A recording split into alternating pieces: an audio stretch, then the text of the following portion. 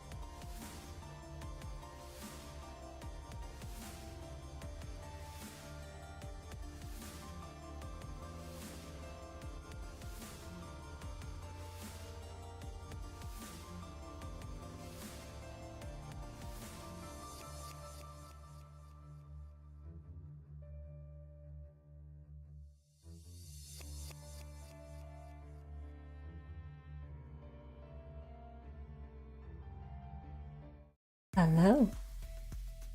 Hello and welcome to another stream. It is I, nuivhi.bsky. Today, we're playing some more love cards. Gotta continue Iris's route. I know we're starting a bit earlier today. I've got some things going on later. So, I want to make sure I have plenty of time. No? Either way, no matter when we start, it should be a good time. I like this game. Perhaps this time we will finally learn what is troubling our dear Iris. What's pushing her to work so hard?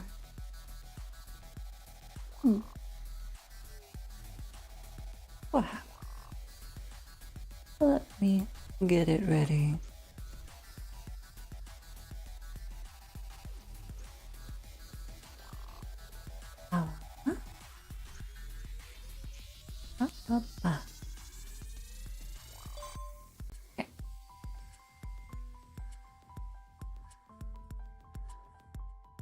Bing bong. Let's see. We do this way. Yes. My colors. Wow. They are blinding. Let me fix that.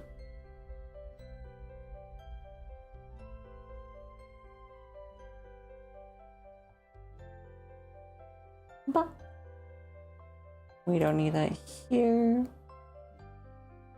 Okay. Good. Are we ready? I'm ready.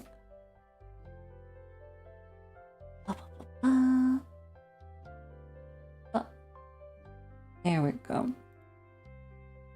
Now I'm all ready. Let's see. Right.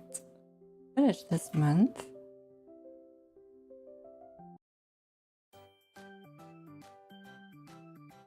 Finally! We're free! Now we just need grades to come out. No reply comes.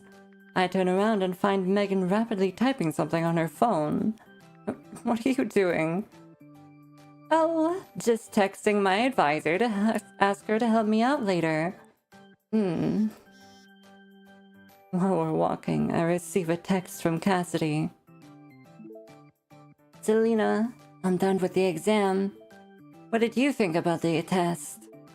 It was alright. It's just one final, and it's fine as long as you don't fail. Yes, I agree. Our grades came out very quickly. I was nervous, but Megan, Cassidy, and I did actually very well. Oh, Selena, you did so well. Your grade is scary good.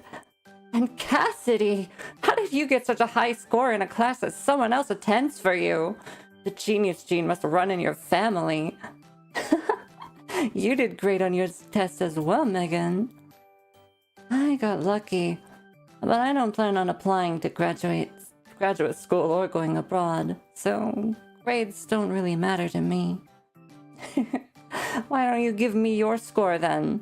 I'll apply in your stead. I mostly listen as the two of them chat, occasionally chiming in. Selena, what are you doing?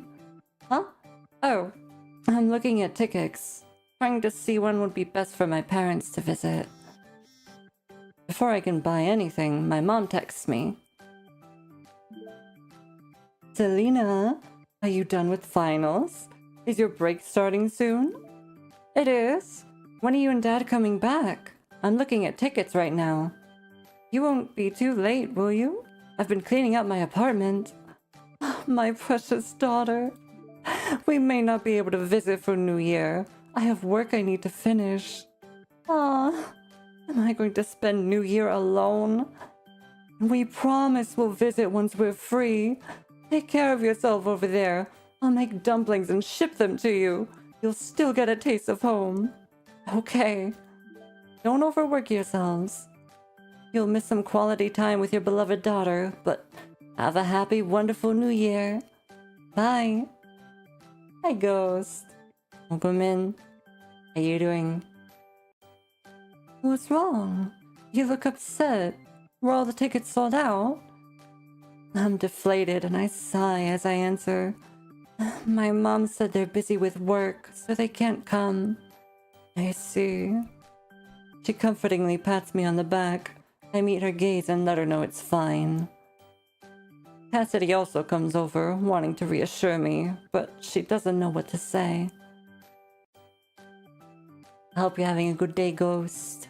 How are you?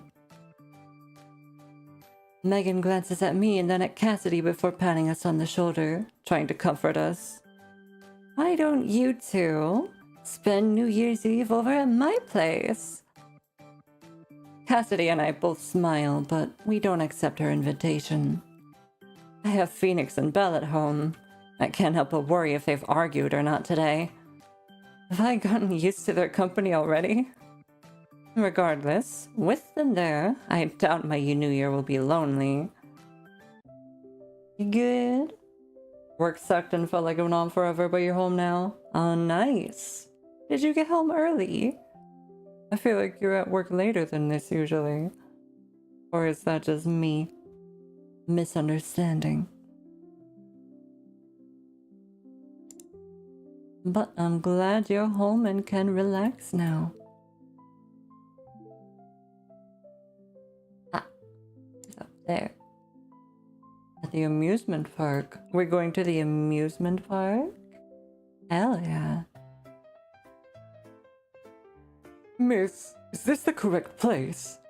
Yes, thank you. The driver turns to look at me and hesitates. It's late. Be careful out there by yourself. I hurriedly exit the car, only nodding hastily towards the driver. I swipe up on my phone. The location Megan sent me pops up. You're usually off an hour ago, but you stuck around to give a hand. Oh, gotcha. You need the money too much. I feel that. This Sunday I worked a double shift because the woman who was supposed to come in that night called out, so I stayed to do the job in her stead. Ow!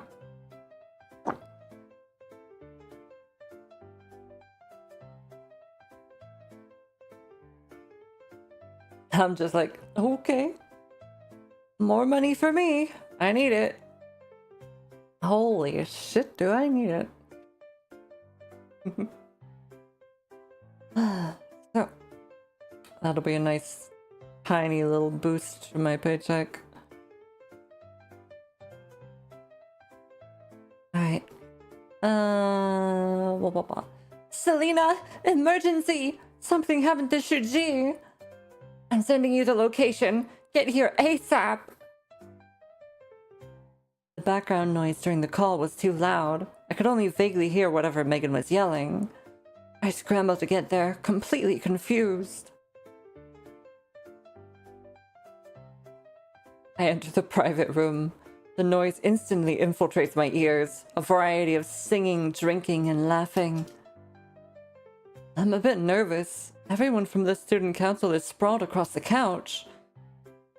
Megan is currently holding a monopoly over the microphone and belting out some heartbreaking song.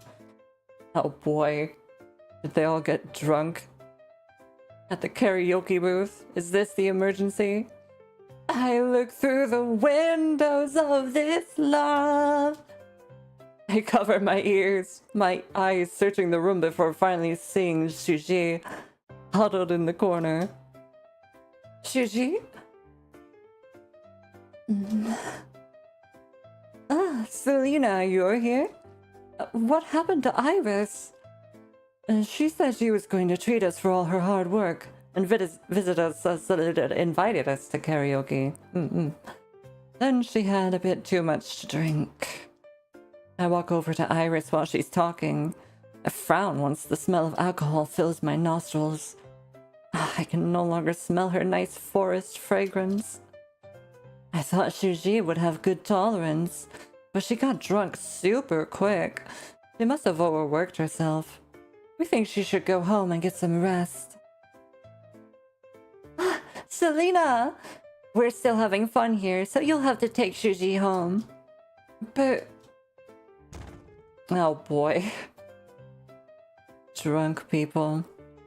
I'm shoved out the door with Shuji before I can even finish my sentence. The door slams shut right behind me. That woman. At least tell me where Shuji lives. I knock on the door again, but only hear the sound of Megan wailing into the microphone. No one answers. Megan's decisiveness has me at a loss for words, but I'm the first person she called when Iris needed help. Deep down, I feel a twinge of excitement. Do they think I'm the closest to Iris? I give up on knocking and help a drunk Iris walk outside. She has a nice outfit. I can walk myself. Gigi, you're drunk. No, I'm not. We're almost at the door. Iris suddenly breaks away from me, walking forward as if she's trying to prove something. I don't react in time. She's drunk, so she's walking all over the place. I hurriedly run over once I notice she's about to walk straight into the door. I put my hand between Iris's forehead and the door and let out a groan as her head slams into my hand. Iris looks stunned. She stares at me, then my hand. She's lost in thought. She lowers her head, grabs my wrist, and gently presses her lips against the back of my hand that's now painfully red. Her lips are warm. I'm at a complete loss for words. Then... don't pull away? No. Ever. No pulling away. Unless that's a bad option. Who knows? We'll see. My brain has completely stopped functioning. I remain frozen in place in the same position where Iris had kissed my hand. Maybe I stood there for too long, because Iris suddenly drops my hand and slowly looks up at me. Why aren't you moving? Huh? Are you a tree as well? She pokes me. I can't help but giggle. I guess. I see. Then let's stand here together. She lowers her head, her expression serious as she taps the back of my hand. You hurt, little sprout. I'll blow on it. You got a box? Oh? Was in the box, huh? Was in it? Alright. If this continues, I won't be able to take Shuji home. I'll instead pass out from how red my face is. Let me just real quick and see. That's the good option? Really? Really? I pull my hand away, but she reacts just as quickly and stubbornly and grabs my wrist again. She's using both hands this time. I'm scared of hurting her if I use too much force, so I decide to just wait and see what she does. Iris holds my hand as though it's some sort of prized treasure. I've never seen her like this before. She gently blows on the red patch on my hand. Don't cry. The pain will fly away. Look, it's flying away. Is this how she comforts her younger siblings? Iris stares at me, a blank look on her face, completely different from her usual peaceful expression. She's so adorable. Is she always like this when she's drunk? Should she? Iris. When... I can't help but quietly say her name. Always when her last name. I see. The bathrobe? You got a bathrobe in a box? Damn.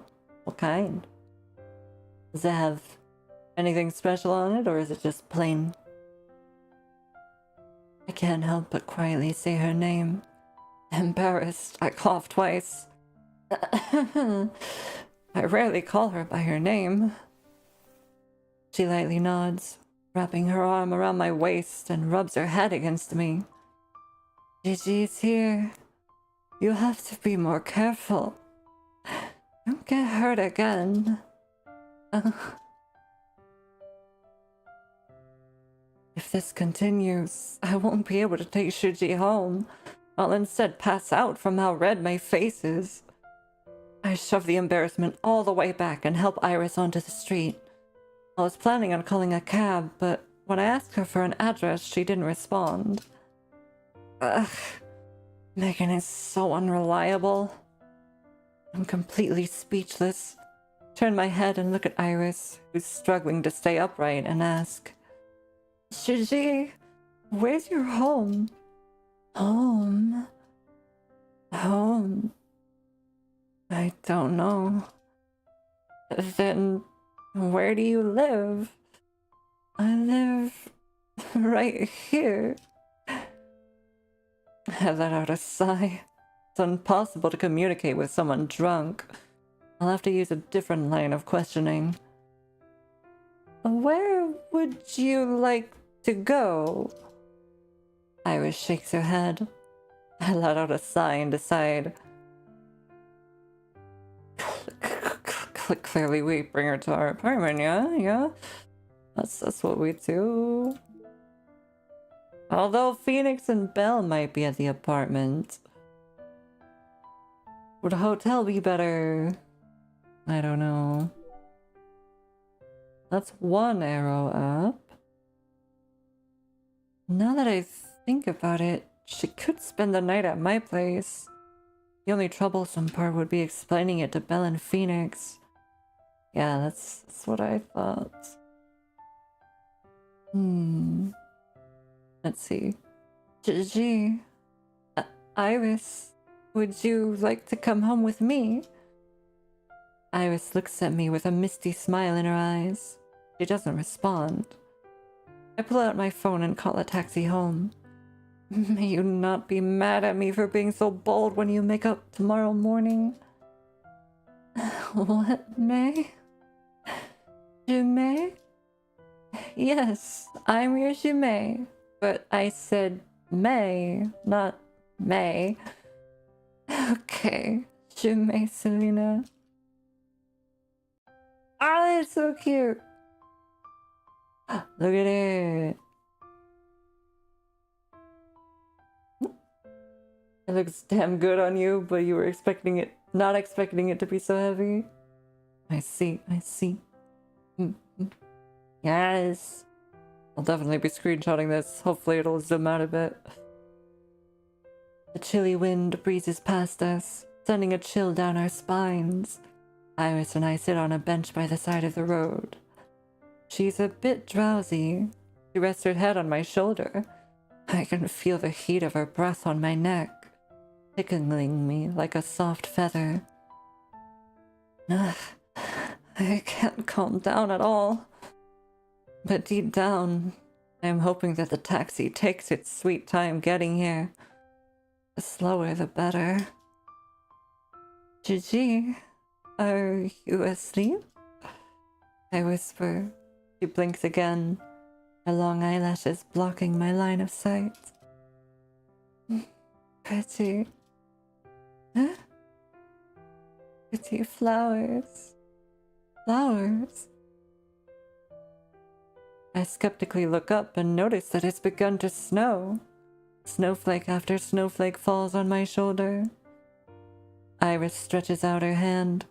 Snowflake gently falls into the palm of her hand. No, not log. Hide. There we go. Hide. Hide the cursor as well. And boop. Hell yeah. There's the screenshot. It's not snowing much. The snowflake disintegrates into water, but she still eagerly shows me. Look. White flowers. The snowflakes become one with the night sky. It landed on her palm, yet I'm the one who feels cold. A subtle feeling sneaks its way into my heart. Gigi, could you be the one that's my soulmate? It's beautiful. The color suits you. I respond warmly. However, Iris lets go. The broken snowflake tumbles onto the ground. I don't know if it managed to land safely or not. But if it did fall onto the ground, then it'd be dirtied regardless.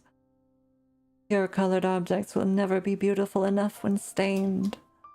I thought to myself, a bit sad. I quietly mutter, why do beautiful things always make people feel sorrowful? Sorrowful? I find it prettier now that it's dirty. I was startled. Is Shuji still drunk, or has she started waking up? She whispers in my ear, Jumei, you're oh so pretty. Oh boy. Okay, real quick. I need to see if taking her to a hotel is better. It is not. Okay. Gotcha. It is not better at all. No. This one. Ba ba ba ba ba ba ba ba ba ba ba ba ba ba. Ba ba ba ba ba ba ba ba ba ba. So cute. Also, this one is different. Here we go.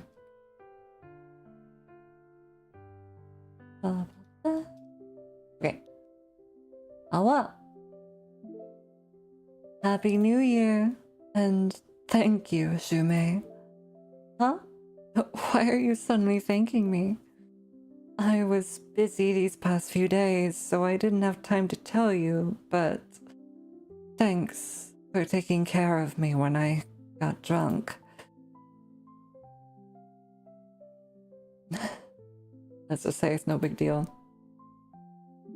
It's no big deal. How could I leave you alone? No big deal. Most importantly, I was worried about you. Regardless, I should be thanking you. Why don't I treat you to dinner someday? It's fine. No need to be so polite. Don't decline. You really helped me out. Let me express my thanks, okay? Alright. If you say so. See you after New Year's Day. Bum bum bum. Ta-da. Ah. Let's see, this is just the... Yeah, becoming an official employee thing. Shouldn't be any different from last time, so I'll actually skip it this time. Let's see. Yeah, and then let's see. As cute as this scene is, we've read it, what? At least twice already, so... Yeah. Her grandma in the hospital. We'll just skip to the actual new bits.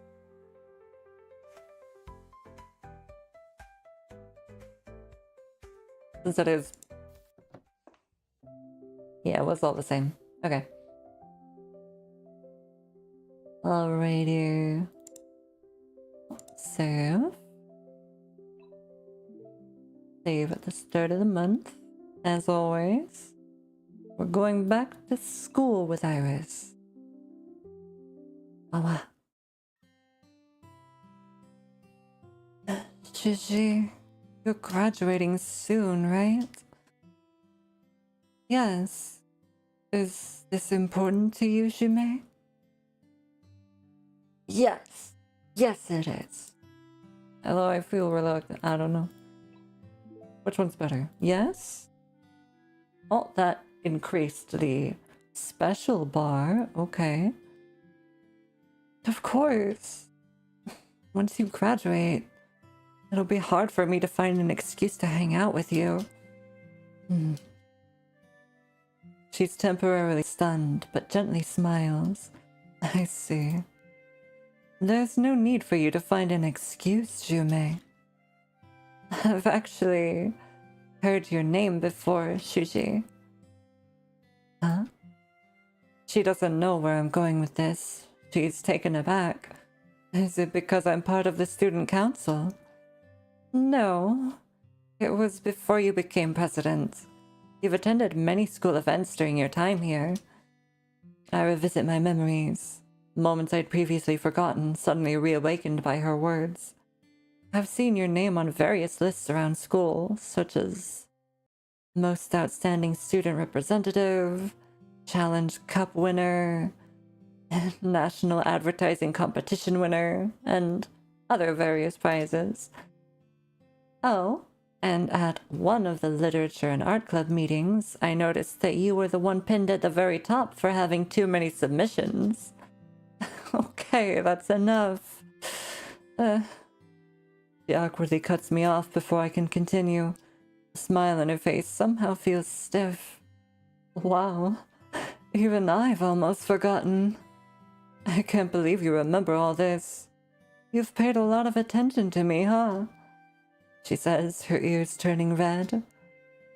There's no doubt that Iris is famous on campus. She has outstanding grades and is a hard worker. Multiple advisors and professors look highly upon her.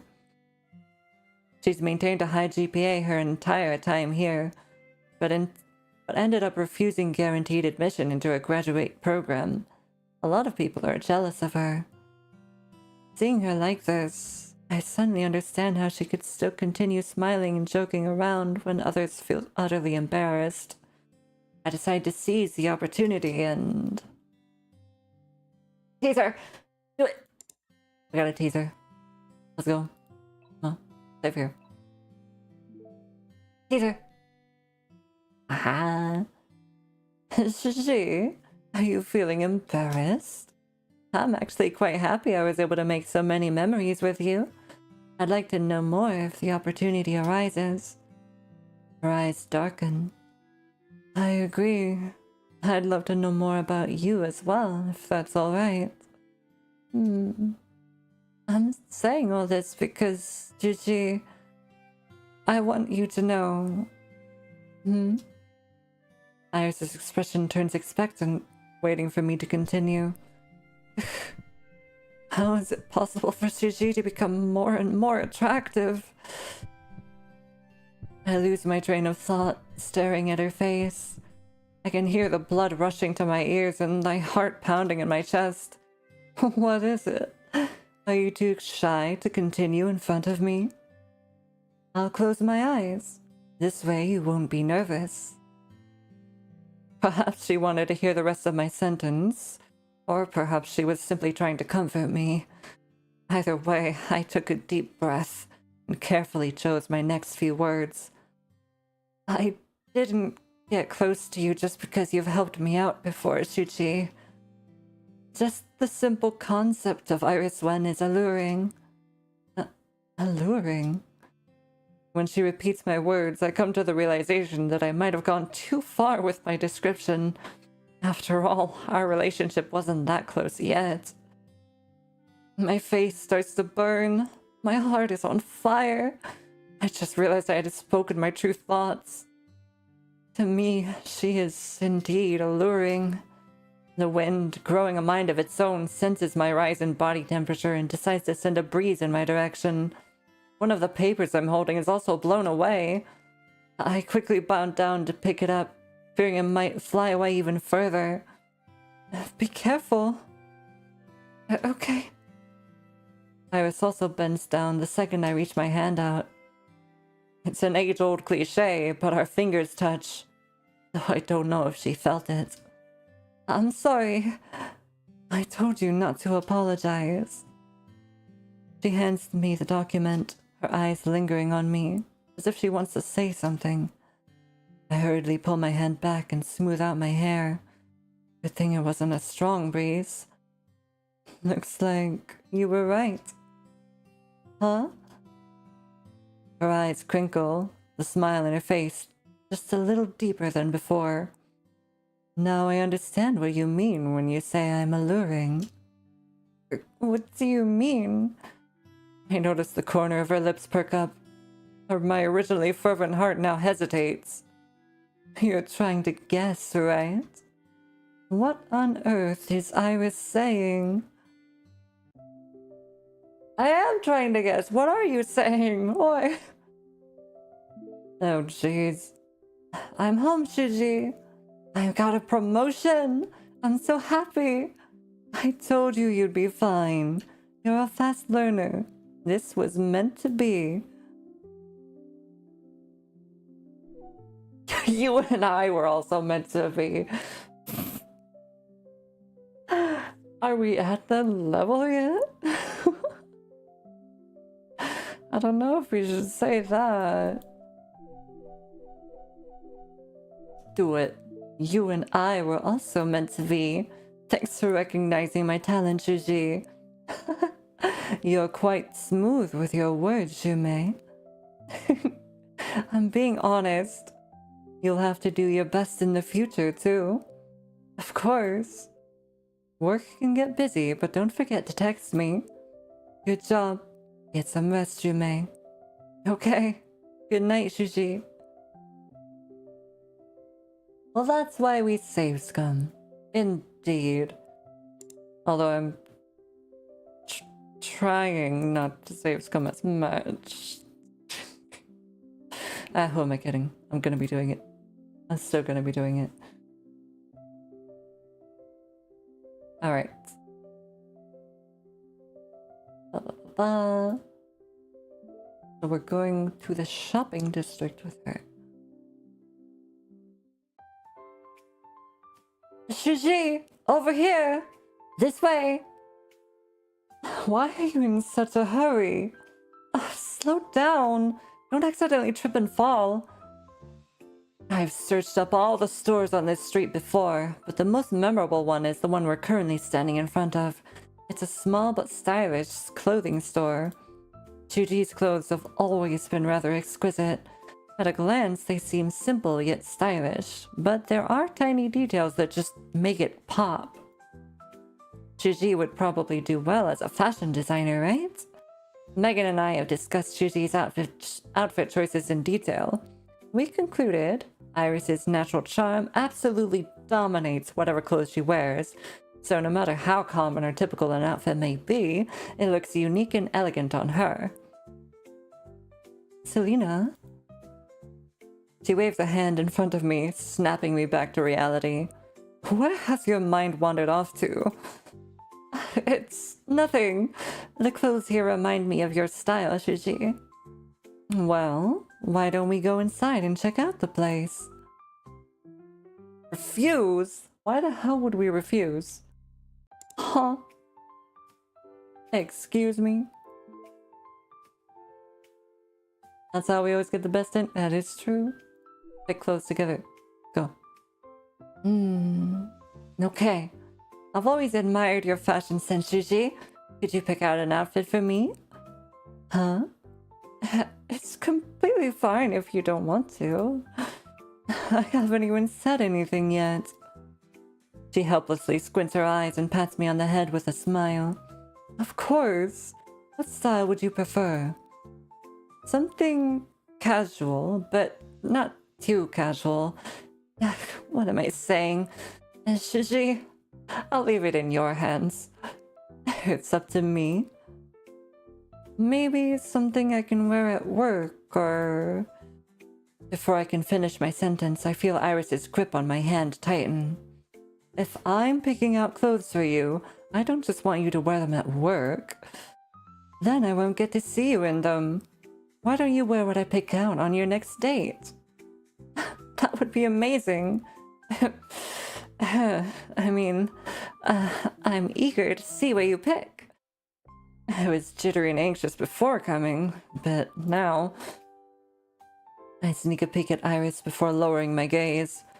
Shuji feels the same way about me, right? I want to get closer to her. I purse my lips and fight the smile threatening to take over my face. You seem happy. Get used to this. I feel incredibly satisfied seeing you wear the clothes I've picked. Let me drink. Maybe I'll learn to speak after I drink. Hold on. Ow!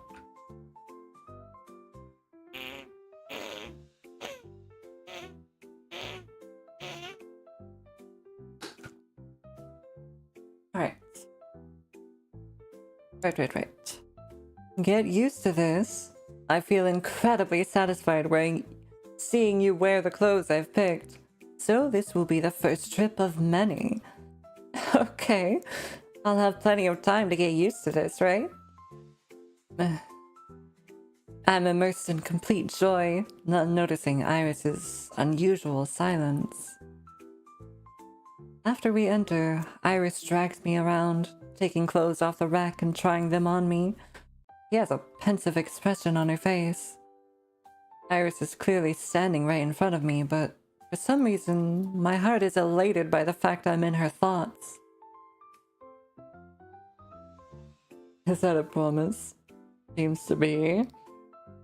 Although that hesitation earlier, there's something she's not telling us. Why do I feel like she's sick or something? I hope she better not be. A Mao. Moving. Oh. Maybe. Hopefully not. We'll see. Tilt your head. Let me see again. I obey her orders. Iris's hand brushes away the strands of hair that have fallen over my shoulder like a windy breeze. She finally looks satisfied and suggests I try it on in the fitting room. I'm done. Ooh, that looked cute. Iris's voice echoes from outside the fitting room. Let me take a look. Ooh. Oh, this is cute too. I walk out of the fitting room and stand in front of the mirror, checking out my new look. Iris has good taste. The outfit she's picked for me is not my usual style. I thought I wouldn't look good in this, but the results have proven me wrong. I can't help but play with the earrings she picked out. It looks gorgeous on you. It does, though. Accept it. You're cute.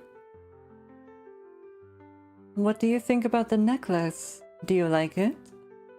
I carefully inspect the necklace in the mirror. She walks up behind me and sees our eyes meet in the reflection. I always thought I wouldn't look good wearing clothes like these. But now, standing here in the outfit you've picked, I look beautiful. Well, I have to thank my model for being so good looking.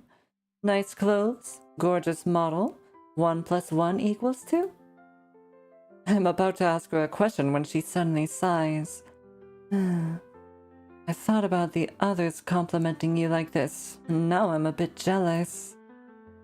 Her compliments make me blush. I hold her hand. Fuck yeah, let's go. Hold that hand. What's her twist this time exactly? Hold that hand, hell yeah. I survey the room. None of the employees are paying attention to us. Iris is currently adjusting the hem of my skirt. I muster up the courage to reach out my hand towards hers. She senses my movement and voluntarily gives me her hand. Her fingers are more slender than I'd imagined. When they interlocked with mine, I recalled the first time I'd caught a butterfly. The butterfly rested in the palm of my hand, its touch leaving a faint ticklish sensation. I carved the memory of its warmth into my heart before releasing it back to its nest. I'm very happy. Then it's perfect. Should we pick out more day-to-day outfits? Yes. I can pick out a few more clothes to wear. Or I can buy a few more clothes to wear. Iris nods and tells me to wait right here. She leaves to go pick out more clothes for me. She makes up her mind and confidently grabs a few more items. Think of this as a gift from me. Seeing my Jume wear such beautiful clothes is like a reward. No, it's fine. I don't want you to spend so much money. I'm ready to continue arguing with her, but Iris grabs my wrist. I refuse. And, under the warm yellow light, Iris's eyes are like a serene autumn lake. She picks up another dress and stuffs it in my arms. She slyly pulls away, muttering in my ear with hot breath. Could you try this on for me, Miss Model? Oh boy. It seems we might be at that stage. Okay. Hey. Gigi, thank you so much for the clothes. All of them are so beautiful. I passed the bakery you recommended after work and bought some bread. You like this flavor, right?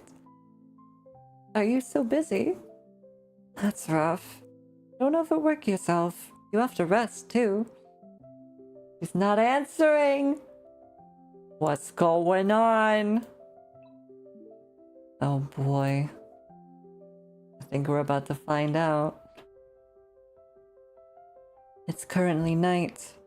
I sit alone, thinking about the compass. Under Phoenix's guidance, I've already learned how to interpret the direction of the needle and what the various nodes mean. This is, yeah, this section. We don't need to read this. We know this. Yeah. Blah, blah, blah. We're hesitant about who the actual love is, and then, we're worried about the compass, and blah, blah, blah. Advice from Belle, higgity biggity.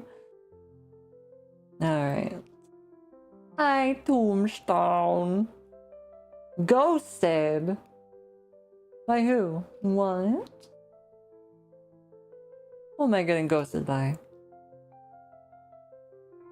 I haven't applied to any jobs recently, so I can't have been ghosted. What do you mean? I probably should apply to jobs, and you know. Alright. Well, how are you doing, Tombstone? I hope you're having a good day. Welcome in. Nice to see you. To see you nice. During my afternoon break, I'm finally able to escape my busy schedule and find myself at Iris's cafe. Hi! I'd like a latte with oat milk. There aren't that many customers right now, and the number of staff working certainly reflects that. Iris is the only person working behind the counter. Welcome! We recently added a new drink to the menu. Would you like to try it? Alright, sure. I'd like a sweet treat as well. Work today was exhausting. Maybe something with chocolate? You've been working hard. Take a seat over there and rest. I nod and do as she says, placing my bag down to the side. How does one milk an oat? Very carefully, and a very firm grip. You're perfectly just okay. Good. Well, sit back, relax, and enjoy the girl love. You've missed a couple really cute CGs. Sorry to say, but hopefully there will be more. The afternoon light streams in through the windows, spilling across the tabletop like butter on bread. It's so soothing that I can't help but close my eyes, enjoying this brief period of leisure. A few minutes later, the sweet aroma of cream and chocolate fills the air. I glance at the counter, noticing Iris's busy shadow. She has just finished preparing my order and brings it over on a fancy tray. Sorry for the wait. Why are you the only one working today? We don't have many customers, so they're all taking a break. Iris sets the tray down in front of me and winks, flashing me her usual smile. Is there someone else you're wishing to see? Iris. She continues smiling and acts completely professional. Here's everything you ordered. Enjoy your meal, miss. Thank you. The creamy cheese filling and crisp chocolate gel tempts me. I stuff a bite into my mouth. It's delicious. I am absolutely not satisfied with the way I said thank you. That is terrible. Let me try again after a drink. How?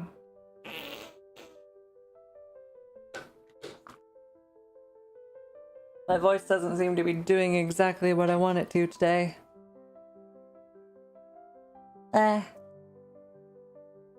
Thank you. There we go. Something more like that. You love her blue eyes? I do too. It's a very nice color. So, after taking a few bites of my dessert, I take a sip of the new drink Iris has recommended. Oh, that's good. The taste is very exotic. I'm glad you like it. The coffee beans were imported from Brazil. They have a richer flavor and aren't as bitter. However, I did switch the base to oat milk since that's what you initially wanted with your latte. I hope it doesn't taste strange. No, it's great. The oat milk is very flavorful. Since there are no other customers, could I steal some of your time and invite you to take a seat? She sits down across from me, a warm smile still on her face, her eyes screaming, "I knew you'd like it." Maybe it's because Iris is here, but my work fatigue is suddenly washed away. I take another bite of the cake. The rich cheese flavor melts in my mouth, but I'm surprised to find another mysterious ingredient as I bite deeper. The inside of the cake tastes quite different from the outside. I look up to ask Iris, but she's already whispering in my ear. I secretly added crushed blueberries, an experimental filling just for you. Keep it secret, alright? Yeah. My heart skips a beat, partially due to how close Iris is, but also because she went out of her way to prepare a surprise for me in something so mundane. She always goes out of her way every time I come. You make desserts when you're at home as well. No, I don't have the time. I get it. You're a busy person. While I'm eating, I notice Iris typing rapidly on her phone. Is something wrong? No, it's a tiny work-related matter. Press for details. No. Shall we care? Shall we care? Yes? Huh? Just one arrow in the special thing? That has me worried. Hold on. Press for details. Okay, she doesn't like that. I kind of figured she wouldn't like me pressing. Alright, is there anything I can do to help? She cuts me off, forcing a smile on her face. No, it's fine. I don't want to trouble you with something like this. Chuchi, it's just like this cake. Sweet and perfect on the outside, but full of tiny little bumps on the inside. Okay. I suppose. No way. How could you possibly be troubling me? It's fine if you don't want me to help. I was just worried about you. I feel much better just hearing you say that. Iris's eyes don't seem sincere, which makes my heart ache. The conversation has delayed my eating. I'm about to eat another bite of the cake when suddenly chocolate pours out of the middle layer and drips all over the table.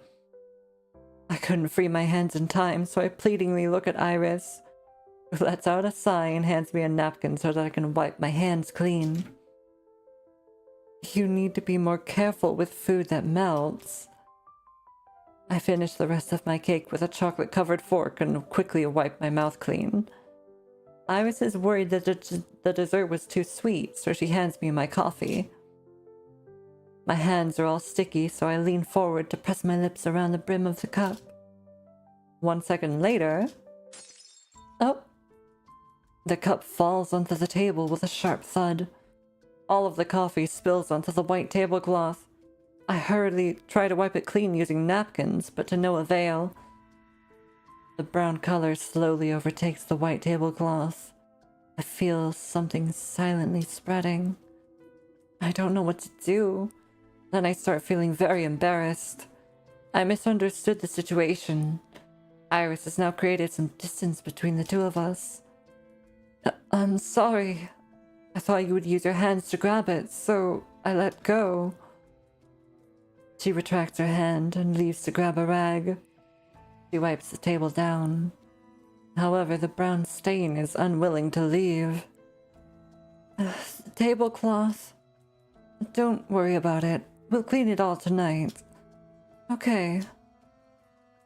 A feeling I can't quite place my finger on creeps into my heart. I can't forget the shock I just felt. I don't know what I should say. I just sit there, stunned. Iris finishes wiping down the table. She smiles, picking up her phone. What's wrong? Are you upset? Sorry for causing you all this trouble. I told you not to worry about it.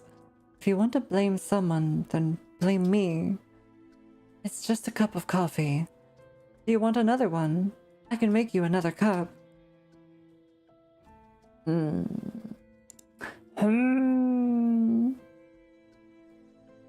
I want. And no need or I'm full. Saying I'm full might be better. I don't know. Well, we haven't really had so much. We've barely had any cake and coffee spilled, so no need. Put that up. Oh, I'm curious. This is so mysterious. I'm curious. Like, yeah, that doesn't do anything, so no need. No, it's fine. I'll make you a super large cup of coffee next time, alright? She notices my shift in attitude and attempts to lighten the mood. Okay, thanks. You should get back to work, Gigi. Iris nods and turns to leave. Wait. Is there something else? The coffee got on your clothes as well. The Iris. Iris looks down and realizes that she'd subconsciously wiped her hands on her apron. I sit in my chair, dazed. The remaining bit of coffee in the cup and the stains on the tablecloth are reminders of the mess that just occurred. The table isn't the only thing that's a mess. There's also me. Where did it all go wrong? Like my heart has been stabbed by a knife. I can't help but look up. I watch Iris's shadow. She seems calm and collected, completely unaffected by what just happened. Maybe I'm just overthinking. My phone suddenly starts buzzing. It's already 6. Shuji, I'm leaving. Oh, already? You've been so busy recently. I rarely get to see you. Yeah, I still have some work I need to finish. Let's have a proper chat when I'm free. Okay. Work-life balance is important. I'd rather you get some rest when you're free. I got it. I'm heading out now. Bye. Bye.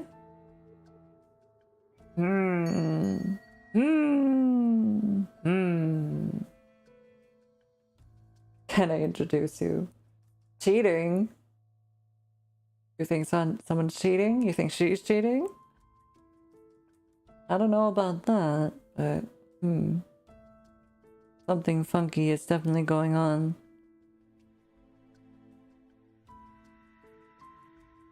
Something very funky is going on. I'm a bit confused, you know? Like, sure, it does seem like Iris is hiding something. A little. But I'm a little bit confused about why the main character is taking this incident so hard. With the coffee just spilling.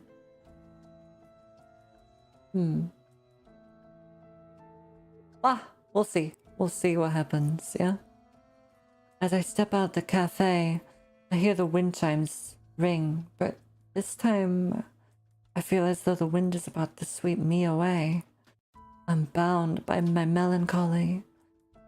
I spare one last glance at the cafe, my conversation with Iris still lingering on my mind. There's nothing for me to be oversensitive about. I walk towards the bus stop, forcing myself to snap back to reality. I don't want to think about this absolute mess anymore. Iris, you're warm one second and cold the next. Why is there some kind of barrier standing in between the two of us? Yeah, she did become a bit cold, and it seemed to come after she was typing on her phone. Yeah. I hope. Are you upset? Oh, you saw the post I just deleted. I was scrolling through Insta. What happened? Just some stuff with my family. Don't worry. I'll deal with it. Okay. I don't really know what happened, but I'm here if you need someone to vent to. Okay. Perhaps I won't feel lonely if you're here. I'll be by your side. We might not be talking face to face right now, but I can hear your voice saying that. Yeah, it's some issue with her family. Her family was mentioned, and it did seem like she had troubles with them before, earlier in this story. Yeah, more family drama, maybe. Also, hi Grim. Welcome in. How are you doing? Hopefully feeling better today. Hello. Can you sense how much I care about you, Sushi? I'm feeling much better now. Hugs. I'm off tomorrow. I'll come visit you and buy you cake. Okay. I'll be waiting.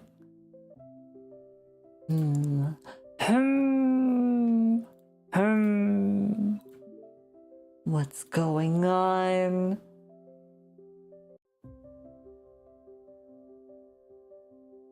This is different music. Are we about to find out? We've decided upon the new president and vice president. I'll hand in the remaining files. Megan's getting her chance now. I think yeah, this is this. We've seen this, yeah. Couple times now. Mostly better. About to head to the track. Gotcha. Gotcha, gotcha. I'm glad you're feeling better. I hope you have a good run. Alright.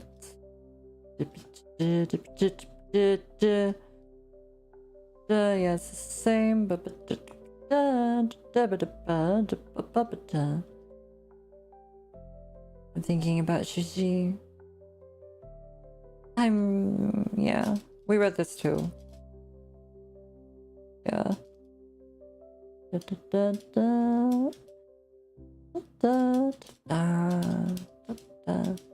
Cassidy shows up, and Eleanor, right?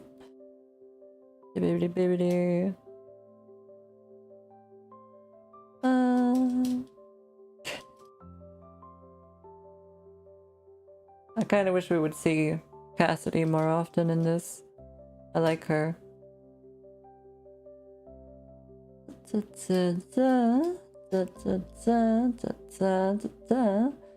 Right, the karaoke. Ba ba ba.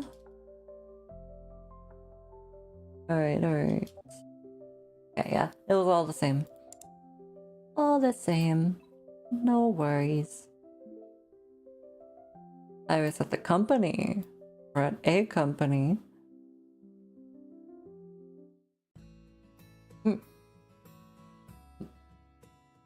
I noticed a familiar figure in one of Huan Yu's group photos. This? One of my coworkers is walking past when she notices the picture in my hand. Her eyes widen in realization. That's one of our former interns. She didn't stay long though. Why not? Well, I heard she was an outstanding intern, but she often argued with Executive Chi. Young people can be arrogant. They need to learn to control their temper at work. My coworker leans in and whispers, how dare you? I am reading.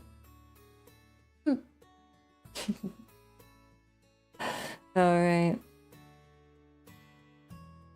I heard that Executive Chi criticized her once, and she's been holding a grudge ever since. A grudge, even. Ah, perfect timing. I was just leaning into the microphone. She continues gossiping non-stop. I'm quite stunned. The Shuji I know is kind, gentle, and understanding. Is she the same person? I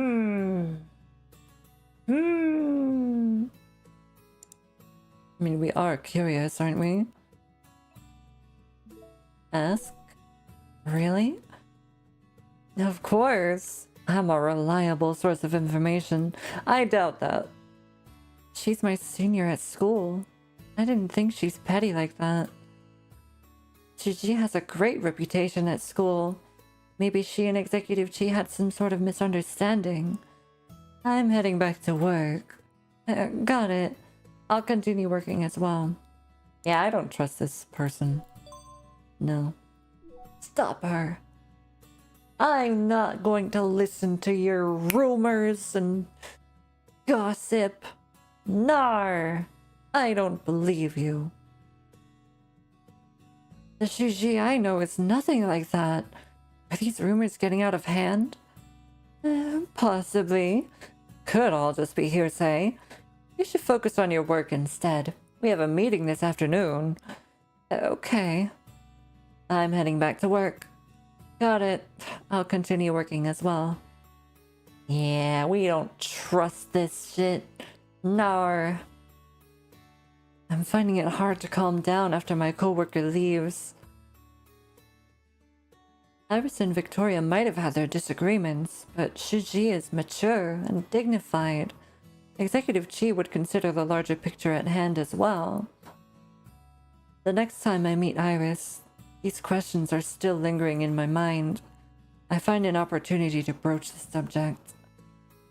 Iris, who's sitting across from me, takes a slow sip of her coffee and smiles. So, are your impressions of me ruined? No, not at all. I'm just curious as to why you left Huanyu. You never talk about it. Oh? Why? Well, even if your boss said mean things to you, you wouldn't retaliate by ripping her face off. At least you would respond maturely on the surface, right? I emphasize on the surface. Iris understands what I'm implying. Her fingers slowly trace the coffee cup in her hand. That doesn't sound like the best image of me to have. Is this how you perceive me? It's okay to want to learn more about my past. I occasionally wonder about yours as well. Iris quickly collects herself and gently clears her throat. I quite miss my time at Huanyu. I was worried about finding an internship back then, so a friend recommended I apply there. I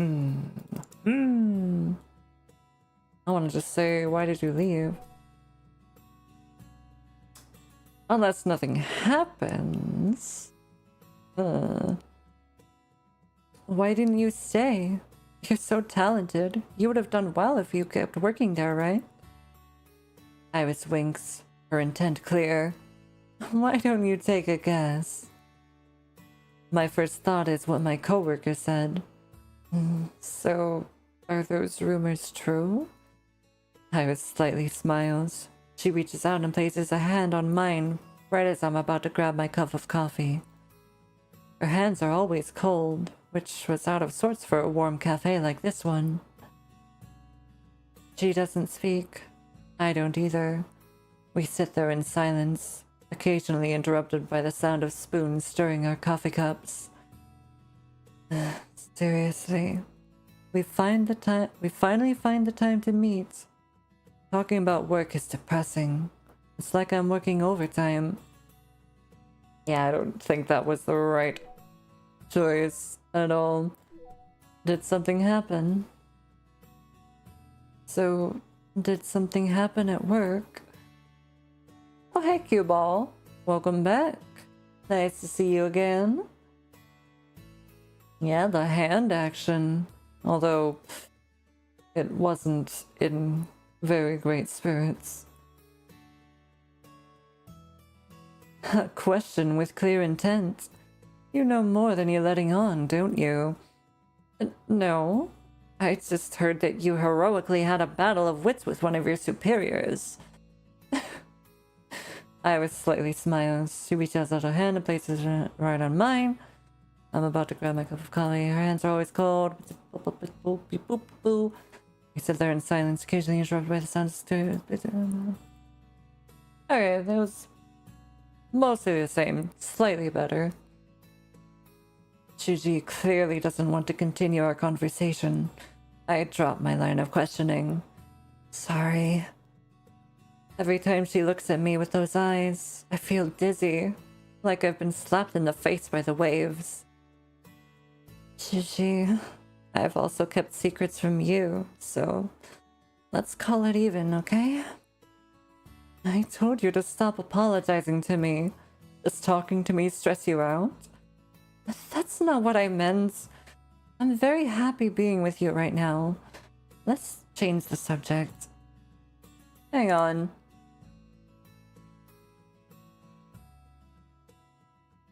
Was this a thought or a whisper?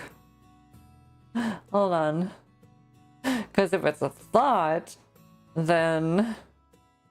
Oh, no, wait. Hold on. I forgot the sorry before. Never mind. It's fine. Did you really think I was upset? You're so easy to fool. These things don't matter even if I tell you. She gently squeezes my hand, trying to comfort me. I didn't stay long at 1U. I chose to leave because the company's direction did not align with my career goals. I see. I nod. Her answer seems evasive, but logically it makes sense. And I might not have referred you if I was still working there. It's best not to be friends with your coworkers. I was able to provide my Shumei with an internal recommendation. My resignation is no big deal. We didn't know each other back then, did we? My ears burn red, and I slowly nod my head. I understand, Shuji.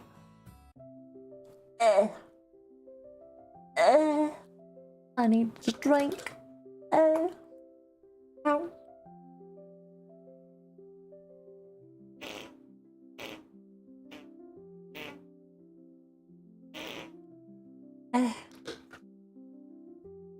So much drinking. Oh.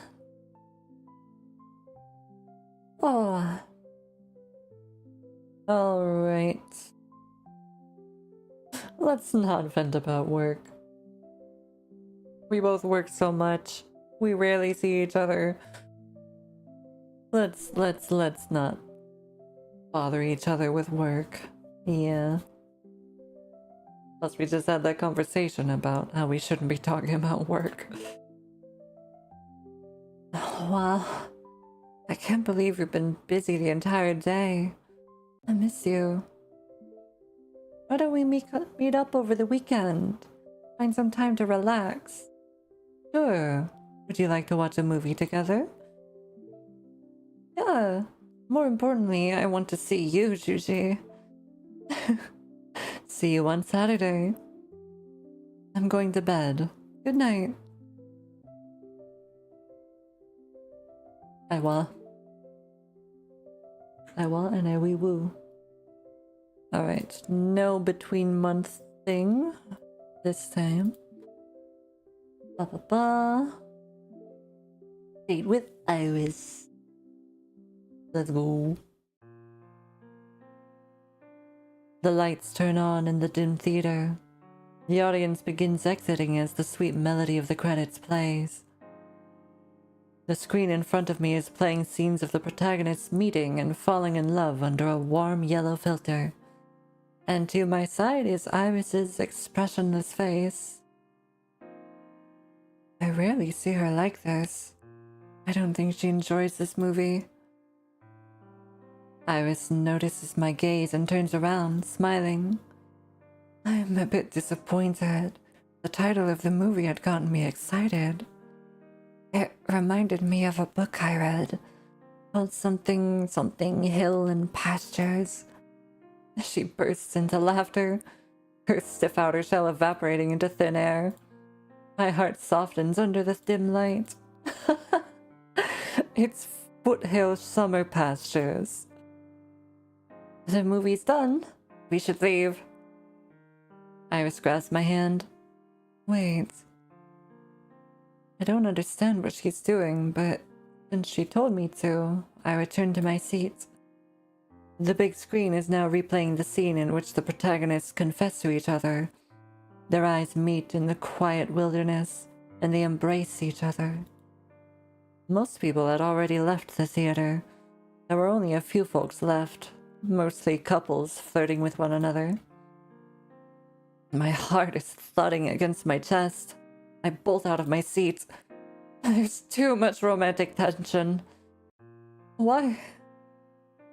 I'm not feeling well. I'm going to head to the restroom. I'll wait for you outside. Huh? But you were fine just now.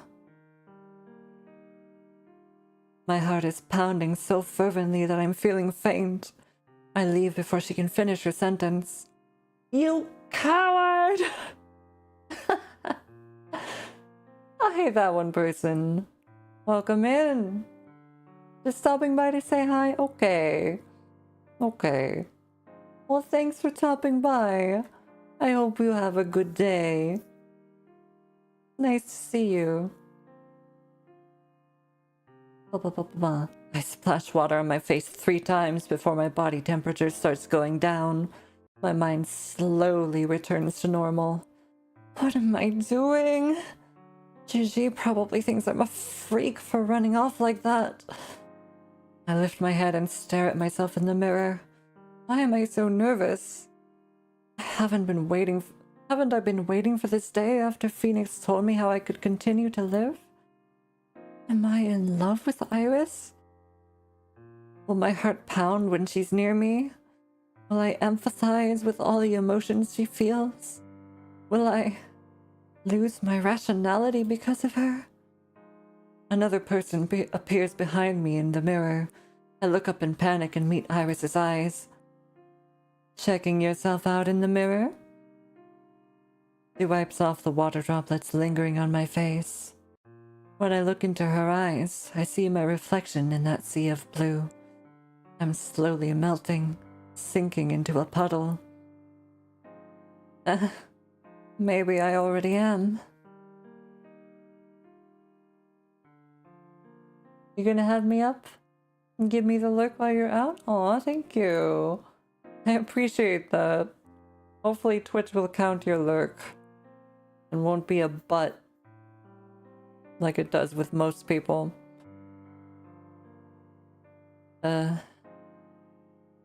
We exit the movie theater and walk down the sidewalk. You ran out so fast that you missed the Easter egg at the end. Easter egg? Oh, what was it? I searched this movie up when you first recommended it to me. The comment said there's an Easter egg at the end. I'm stunned, ashamed. I let out a few coughs. However, all the people left in the theater towards the end were lovers. Best not to get involved with them. The plot was alright. I can tell what genre you like. Romantic tragedies about 2 youngsters who fall in love. Do you not like this genre, Gigi? I'm the one who chose the movie, so I feel a bit nervous hearing her thoughts. No. I just don't understand. What? Is Iris referencing the scene where the protagonists risk their lives for each other? Does she think they were irrationally romantic? Maybe she doesn't understand love. Is that what we're getting at? I really like the scene where they put their lives on the line for each other. The background set design and music helped tie it in all together. It felt like fate. From an audiovisual perspective, I agree that that scene was very well done. It was emotional. However, I don't agree with the decisions that the characters made. In any case, if it were me, I wouldn't have let her go knowing she would never come back. Well, I don't want to just refute her response outright. I'd like to ask for her thoughts. Completely fair and valid. Emotions are weird. They are. They are very weird. So they went to go see House of Flying Daggers? Oh, is that how it goes in the movie? In House of Flying Daggers? Also, welcome in, Civil Hooligan. Welcome in. I hope you're having a good day. How are you? Ask thoughts. Good, good. What would you do, Shuji? I would do everything in my power to ensure she stays by my side forever. After saying that, she winks, as if she was just joking. I, on the other hand, feel shocked. I didn't expect someone like Shuji to have such extreme thoughts. Did I scare you? No. I think it's fine as long as both parties consent.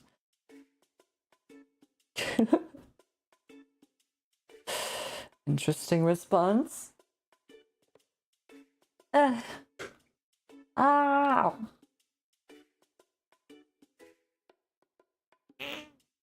Oh, Sora! Hi! Sorry, I was busy. I was distracted. I didn't notice you had pads. Welcome. Hi. Mwah.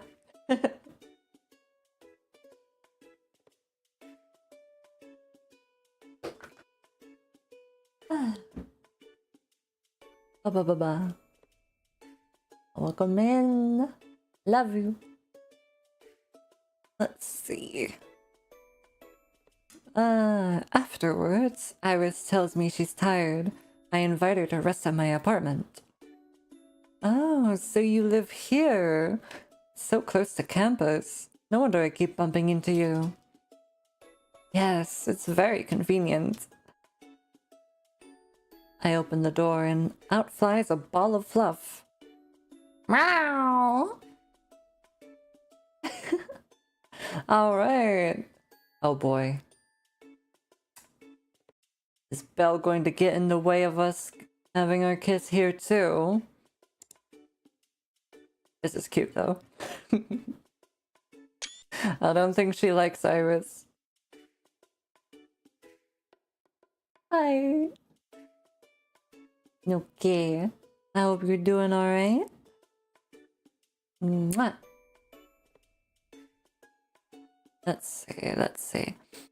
I catch Belle and pat her soft fur. Iris's eyes light up. Wow, you have a cat? She's so cute. What's her name? Can I pet her? Of course. Her name is Belle. Iris reaches out, trying to pet Belle. However, Belle impatiently shakes her tail and dodges Iris's hand. Belle? I gently flick her head. Is she scared of strangers? What a shy cat. Dear kitty kitty. I let out a sigh of relief once I noticed that Iris doesn't seem to mind Belle's cold attitude. She's not usually like this. Maybe she's feeling shy in the presence of someone so pretty. If I'd known you were a cat owner, I would have made sure to stop for some snacks first. Looks like I'll have to bring presents next time to appease her. Belle and I agree then. You don't like her either? Damn. I see.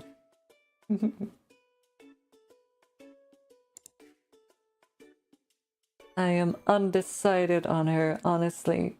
I want to like her, but the secrets and hidden side that we've been getting glimpses of so far have me hesitant. Let's see. You can visit often if you'd like. That's wonderful. You can come over and play with her whenever you like. Oh, really? Yes, she's usually very friendly. Maybe she'll latch onto you next time you're here. I'm looking forward to it. Meow. Belle lets out a weak, dissatisfied cry. Iris simply finds her even more adorable. Have you raised a cat before? Hmm? Why do you ask? I get the sense that you've had experience petting cats. Maybe you worked at a cat cafe. I actually used to have a cat, but it was given away to someone else. The atmosphere tenses. Iris lets out a sigh and bends down to continue playing with Belle, who's nestled in my arms. What's up with Belle today? She seems stressed around Shuji, and she's so aloof. Given away? Yes. That cat was my birthday present, but my parents said that if I misbehaved, the cat would go to someone else. I did everything I could to keep it, but it was all for naught. Maybe that was just fate. I shouldn't force something that's not meant to be. I didn't know that. I'm sorry. Did I bring back bad memories? No, it's fine. Seeing Belle has helped me heal. She's an adorable cat. Does that mean Belle and I should make a few more appearances in front of you? I'd like that. You're busy later, right? You should rest. I'll clean up the guest room for you. No need to go through all that trouble. I'll be fine on the couch. Okay. I'll grab you a fresh blanket. Overbearing parents, it looks like. Possibly abusive. Meh. We'll see. I find a new unused blanket. By the time I return to the living room, Iris's eyes are already shut and she's leaning against the couch. I carefully drape the blanket over to her and motion for Belle to be quiet. I want to motion for that car to be quiet. Jeez. Iris doesn't fall into a deep sleep. She rests for half an hour before leaving. After she leaves, I pick up Belle. Belle, this is my Shuji. I know she's a stranger, but you have to behave next time she's over. I'm sorry, meow. I just get a weird feeling when I'm near her. What do you mean? It's just my intuition. I don't like her scent. Belle's ears are flattened against her head. She buries herself in my embrace. I have no choice but to pacify her. Shuji has helped me out a lot. This is your first time meeting her. Don't judge a book bucket by its cover. Or a hot girl by her smell. Although...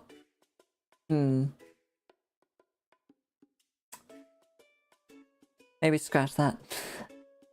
Okay. You don't like her, then how about you just avoid her the next time she's over? Meow.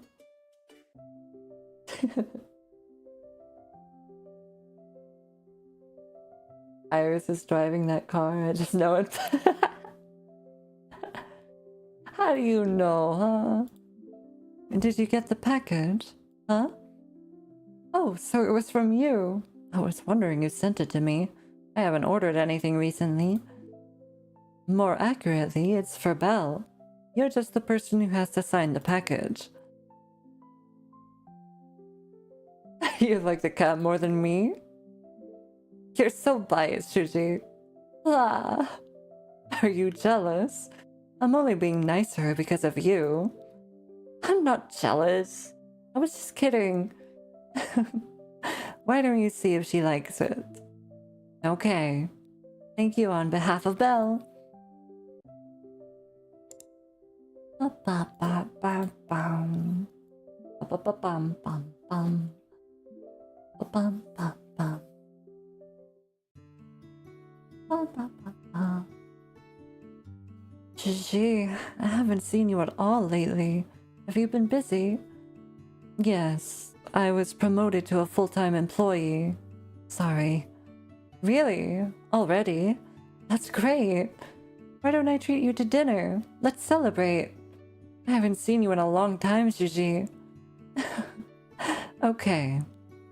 My heart jumps with joy after receiving Iris's reply. It's not just because she got promoted, but more... I miss her. I want to see her face, hear her voice. I deliberate which restaurant to make a reservation at before deciding on a French one. It has plenty of good reviews, and couples often dine there. It's now known as a date spot. That's a secret I'll keep to myself. I hope she doesn't notice.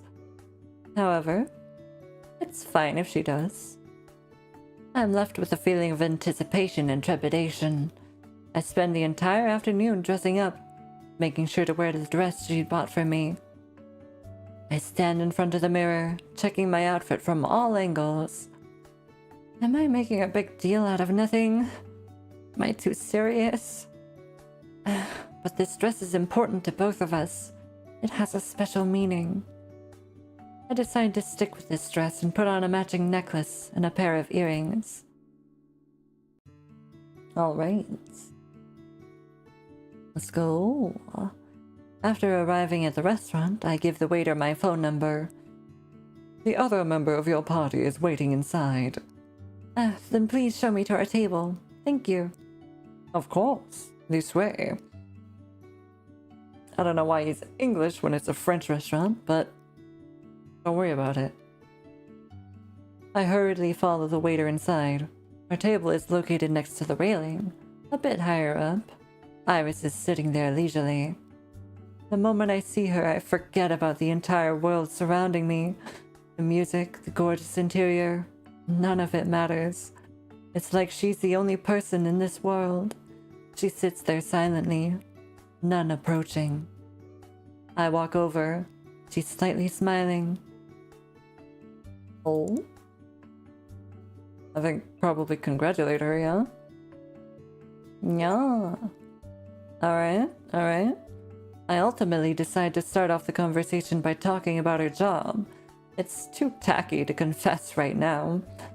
Congratulations on the promotion, Gigi. It feels more sincere saying these words in person. You're already treating me to dinner.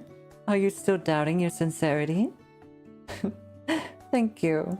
This is incredibly meaningful. Actually, this dinner isn't just to celebrate your promotion. There's something else. I sit across from her. Iris adjusts the tablecloth, being considerate of me. Really? Regardless, I'm very happy. I love the interior design here. How did you find this place? I hesitantly stare at the server that's just brought us our steak. Already? Maybe it's one of those restaurants that has a set menu. I looked online and found that a lot of people recommend this restaurant. The pictures all looked nice, so I made a reservation here. Well, this is fantastic. More and more people are coming in as well. I glance around the room. All the people entering are couples. The atmosphere is filled with romance. I meet Iris's smiling expression and feel my ears beginning to burn.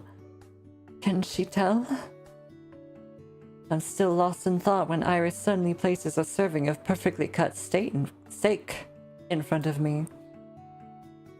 I wonder how the food will taste. Time to enjoy?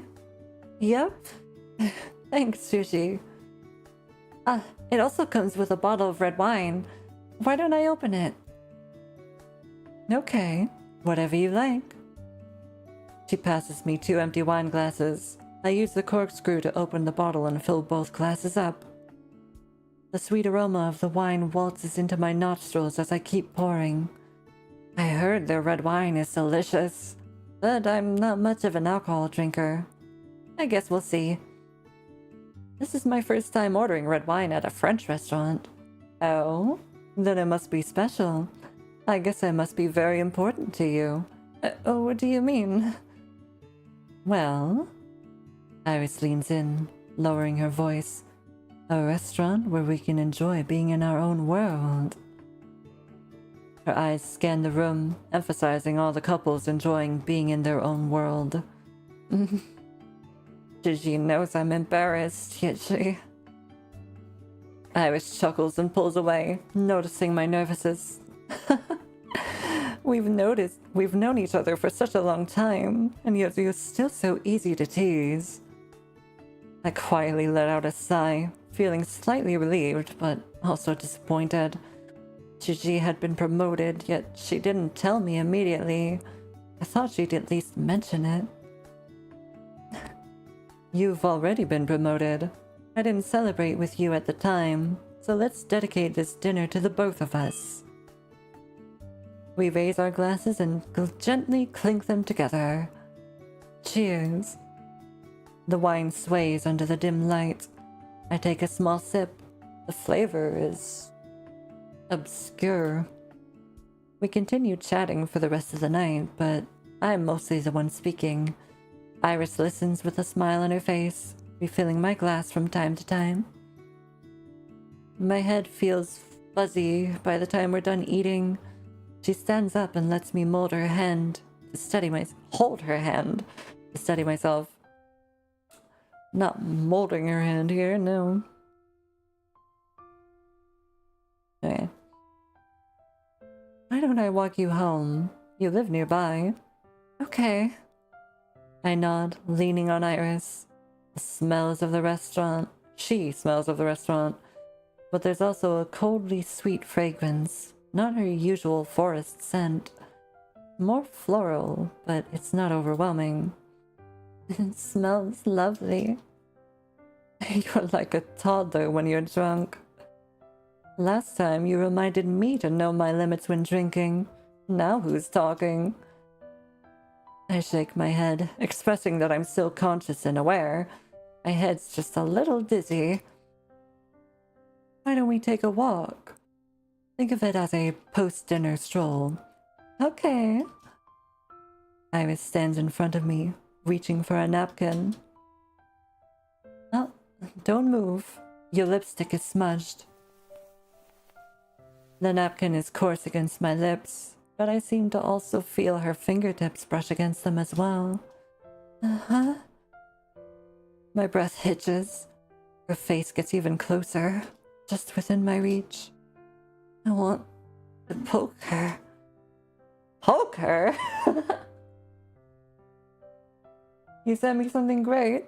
Okay, let me look. Doo.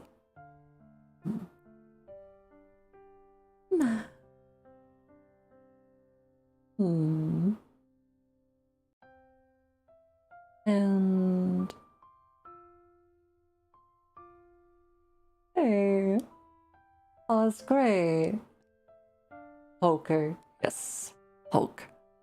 I will poke. Hold on.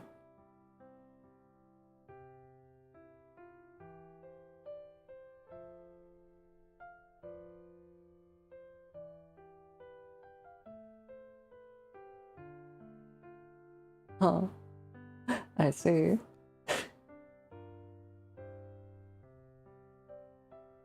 Let me just... Oop.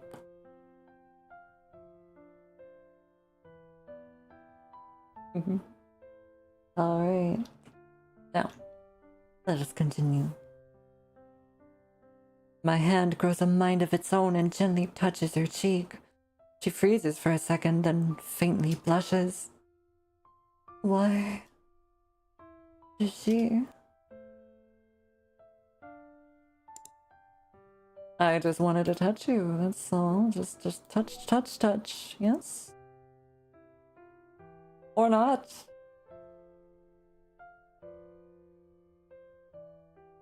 Let's see where this goes and then pick the other.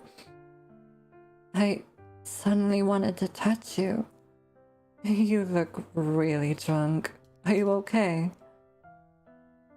Gigi, I really missed you. Yeah, she thinks we're just drunk now. Okay. No. No. Call her pretty. Yes. It did something. It raised something. Gigi, you're really pretty, so Iris can't help but laugh. So that was a compliment. I'm honored. No, not just that. What? It's because I can't control myself. I see. I know what you mean. I can feel the distance between us growing, so I hurriedly grab her hand. I want to tell her my true feelings while I'm still drunk. Why? If you continue being so busy with work, then I'll never get to see you. But I don't want to lose you. I know you said I don't need an excuse to hang out with you, but I'm still worried. Gigi, could you give me an excuse? You know, maybe I'm hanging out with my girlfriend. After saying that, I feel a weight lifted off my body, but my heart begins pounding, awaiting her response. Iris just stands there in front of me, staring at me emotionlessly. Is that a no? You don't know what you're saying. You're drunk. Her voice is as soft as ever, but her pleasant voice now feels like thorns stabbing at my heart. I tightly grasp her hand without thinking. The cold breeze flies right through the invisible hole in my chest. I'm not drunk. I've never been so clear-headed in my life. I'm serious. I've been in love with you for a long time, Gigi. She falls into a deep silence before smiling. I pathetically take a few steps forward when she does. Iris, I'm in love with you. Why don't you believe me? Iris no longer puts more distance between us. She actually gets closer. Her hand wraps around mine. I'm no longer grasping her hand. I'm holding it. I do. I believe you. Huh? Is that a yes? She nods and raises our interlocked hands, shaking them in front of my face. Really? Yes! Is it really so hard to believe? Were you expecting me to reject you? Yeah, something like that. You're brave, Soulmate. We continue walking down the street until we reach an intersection. My place is just around the corner. You should head home as well. There aren't many taxis late at night. Plus, it's not safe. Okay. Will you be alright by yourself? I nod, ready to say goodbye, before suddenly remembering a common trope from the romance novels I read. Hugging. Kissing. It's too early for us to kiss, but a hug should be fine, right? I let go of her hand and lean in, ready to give her a hug before we go our separate ways. What's wrong? Are you dizzy? She looks down and fumbles through her bag, pulling out a milk box. Drink some milk when you get home. You can also mix this with honey if you have some. It'll help relieve the pain in your stomach. Yeah. My plan fell through. I'm slightly crestfallen. Iris shoves the milk in my hand and then waves her phone in front of me, her voice soft. Text me when you get home, okay? And you have to tell me if you're feeling sick. Don't make me worry, Selena. She's just saying my name, but even that's enough to make my heart flutter. I'm really in love with her. Good night, Iris. Good night. I was very obvious with my intentions. Is she purposefully avoiding me because she's shy?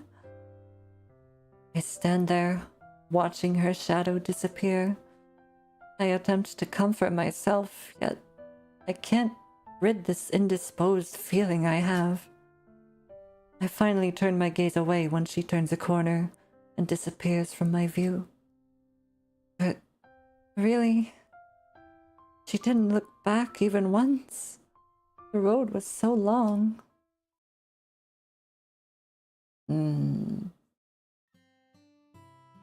So precious milk from her handbag. She's straight? I don't know about that. I mean, she agreed to be our girlfriend. Although that could be because she, you know, thought we were drunk and wanted to defuse the situation. But honestly, I think it's just because she's like distant with her emotions. Like, with her parents, the situation with her parents, it could be she learned to be, yeah, you know, distant and keep walls around herself. Like, it could just be something like that. Who knows? We'll see. You know that all too well. Meh. Yeah.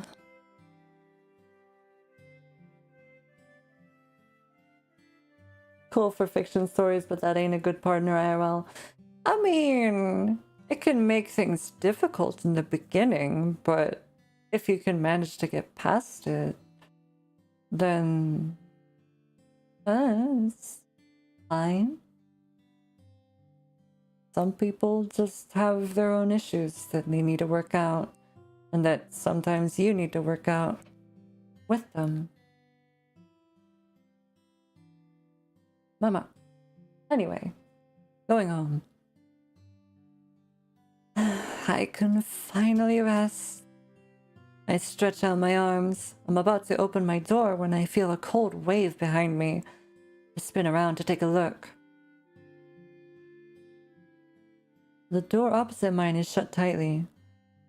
This is just the scene where Nixie disappears. Okay. Shouldn't be anything new. Yeah. Bippity boopy. Okay. Few days pass. Hana. Eh. Ow.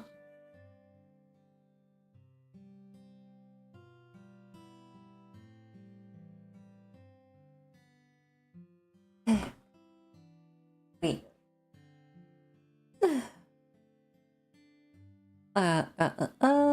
What did the last thing say? Maybe a few days pass. Iris and I slowly settle down.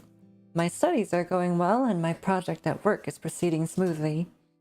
This is indeed a time to be alive. I'm going to tell them the good news once I'm back home. I push open my front door and to my surprise, Phoenix and Belle are standing in my living room in peace. Thou hast returned. Phoenix, Belle, what are you... I can sense something's off. Belle's eyes are puffy and her lips start quivering when she sees me. Gotcha. We've seen this scene as well, but it could be different because we're with Iris. Selena, we're leaving. Leaving? Where are you going? Phoenix says that after you fell in love, the compass is returned to normal and the needle is returned to its correct place. It means you found your soulmate, so... She starts crying. Her words fall out like beads on a string. So, our mission here is done. I can't stay by your side any longer. What? What Belle says is true. Meetings and partings are inevitable. There is no need to grieve. But this is too sudden. I'm not ready for this. I'm caught off guard by the people around me leaving one after another. A strange feeling creeps in. It's not that they're moving forward, but that I'm the one stuck in the same place. I grab Phoenix's hand. Looking at the crying Belle, I feel powerless. Phoenix rests her hand on the back of my hand and reassuringly pats it. Thou should only don that expression if we were never to leave. Congratulations on changing thy fate. Thou no longer hast to live a short life. The best is yet to come. What a surprising phrase coming from Phoenix. I don't know whether to cry or whether to laugh. Even the old-fashioned Phoenix is starting to accept new changes. You have to live your best life. You have to defend your love by yourself with us gone. Her words chuckle. Her words don't chuckle. Her words make me chuckle, in fact. I nod. Yes. Same to both of you. Take care of yourselves. Come visit me if you have the chance. Belle is sobbing so hard she can't make out a single sound. She just repeatedly nods. Phoenix lets out a sigh and a gentle mm-hmm. Although I was reluctant to say goodbye, the curse was why I'd met Phoenix and Belle. Separation was only natural. I am home and they're leaving. My apartment now feels oddly silent without their constant bickering. I peek outside after the door shuts. The hallway is empty. The show has ended.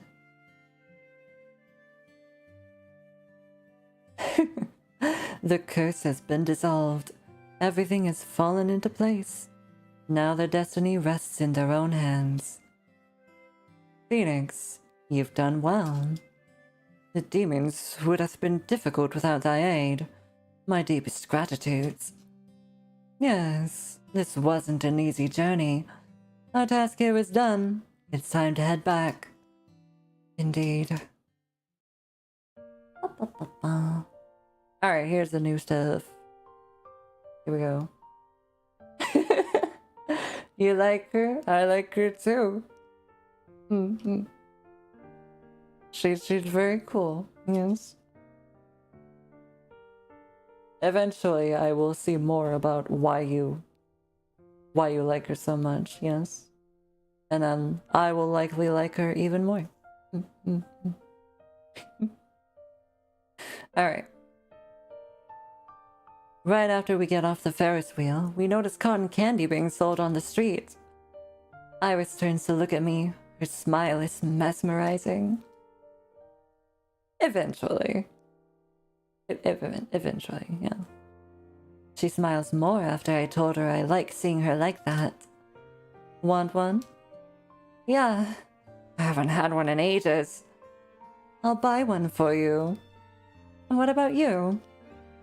I wanted one when I was younger, but now I'm no longer interested. Her words resonate with me. I grab her hand. I'll go. Huh? I don't. I'm buying it for your inner child. You can't refuse. Before she can react, I walk up to the cotton candy stall. I hear shuffling behind me. I'm about to turn my head when a pair of familiar hands brushes against my arms. I feel electrified. We're so close. She's so close that I can hear the sound of her heart beating. It's pulsing against my back. Damn. Hug from behind. Iris mutters in my ear. Why are you so nice to me? I snap back to reality, softly stroking my ear. I miss her. Iris's voice comes out the other end of her phone. Why aren't you saying anything?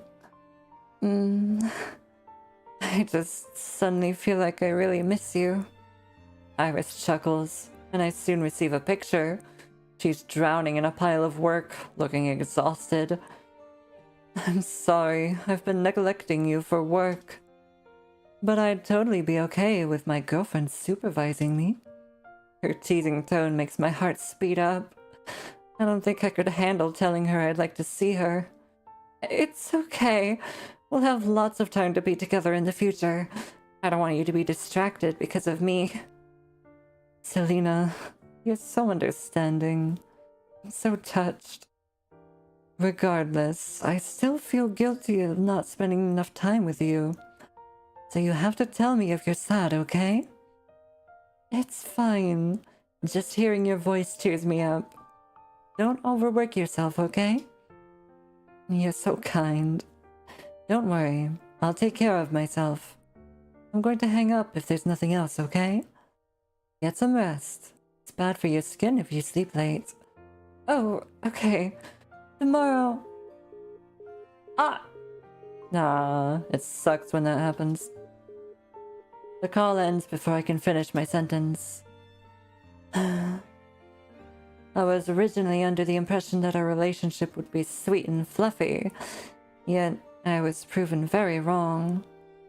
Iris is always busy with work. When we first made our relationship official, she would respond to texts more. But now, she barely even glances at her phone. She never posts on Insta either. I let out a sigh. I think of yesterday's date. Iris and I walk around the neighborhood. The view here is nice. I sometimes stroll along the paths myself. You seem busy recently. Yeah, but I miss you from time to time. I dip my head, extremely flustered. Iris laughs. No, I've been ready for a long time. Ready? Huh? What do you mean? Huh? What? Ready? Wait, what? Ready? What? For kissing? What?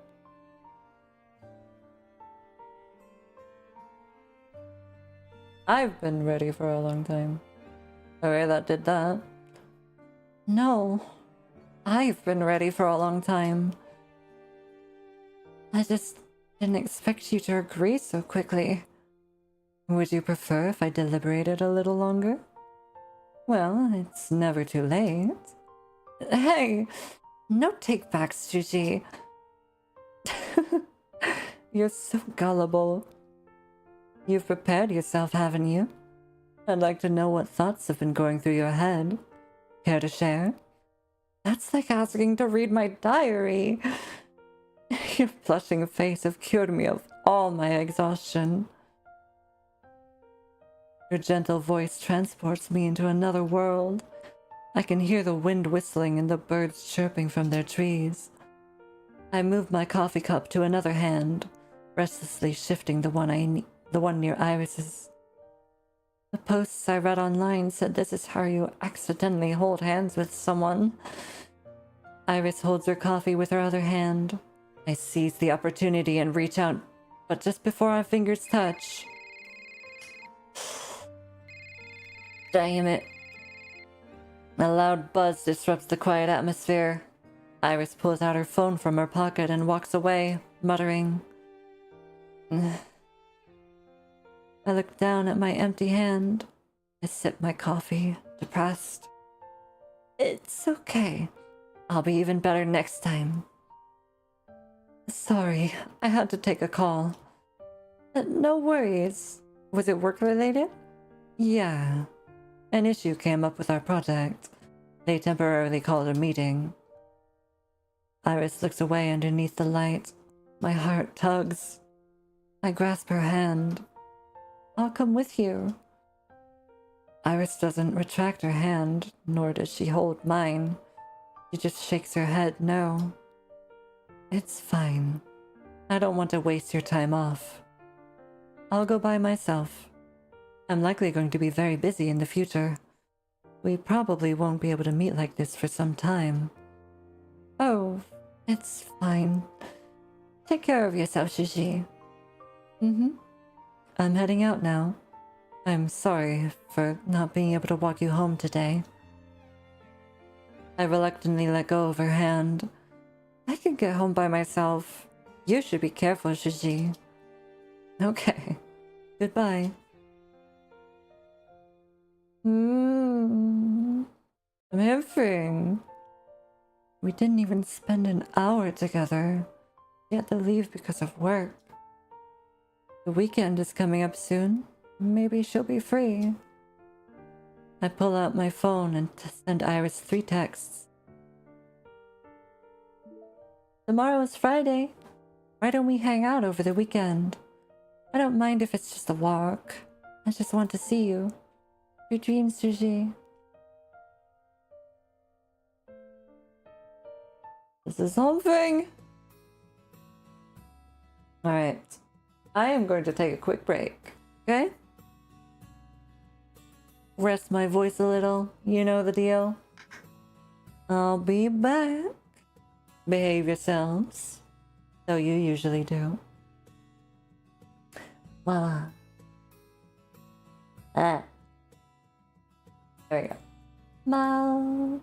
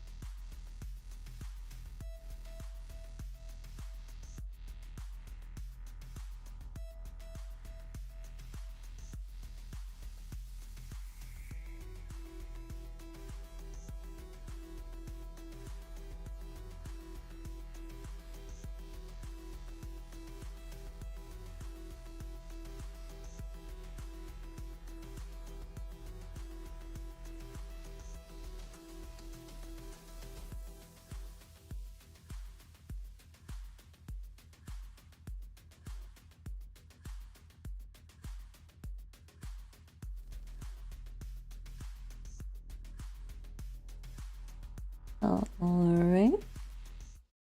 I return. Hello, flashbang. Bip. La la la la. Sorry for the wait.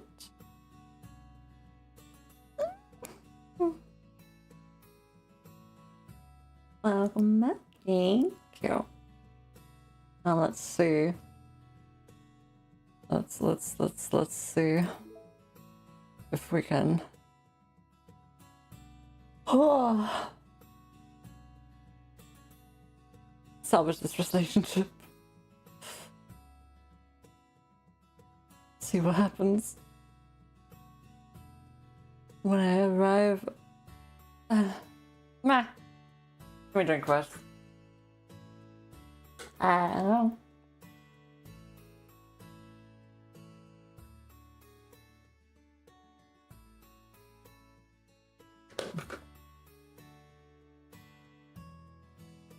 Hey.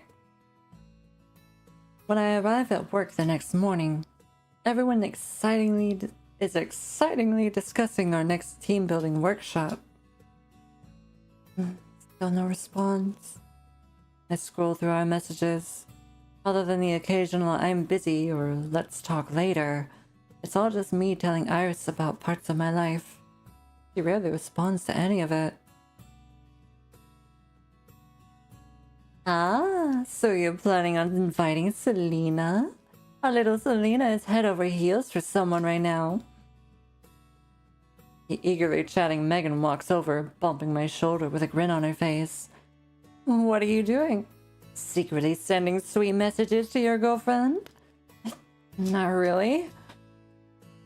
I bitterly chuckle. What sweet messages go unanswered? Everyone's discussing our next hangout. There's a new fusion restaurant that's pretty popular. Wanna come? I'll pass. You have fun. My response makes the smirk on Megan's face grow even larger. What? You have plans with that Gigi of yours? I guess. I knew it! You don't want to go because you've been there already with Gigi, right? Sneaking around behind my back? Bold move, Selena. I've never been to the restaurant you're talking about. I saw a post on your Gigi's Insta a few days ago. It's the viral restaurant I'm recommending to everyone. Looks like you two have good taste. Me? With Gigi at a viral restaurant? Uh-oh. Megan's words leave me dumbfounded.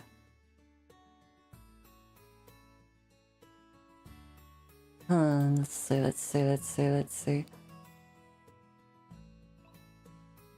Let me see. Megan, what post? Could I take a look? I have a bad feeling about this, but I have to confirm for myself. I look at Iris's Insta account. As I suspected.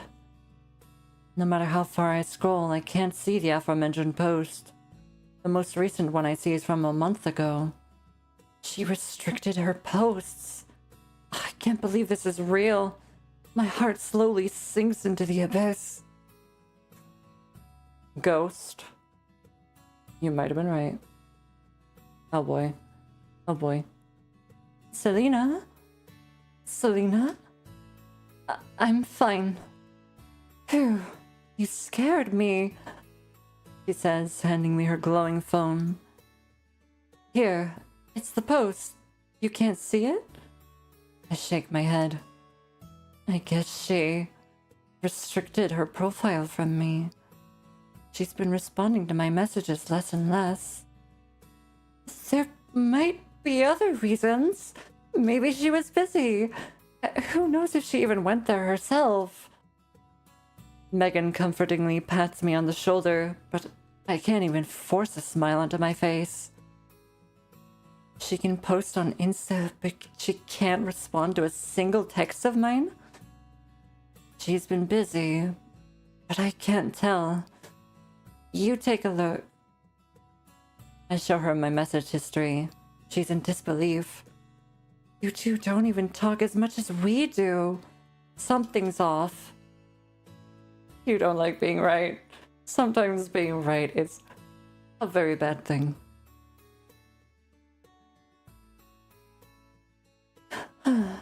Okay, did something happen between the two of you? Why don't you sit her down and have a serious talk? Yeah, I'll text and ask. I nod in earnest, editing my message repeatedly until I'm satisfied.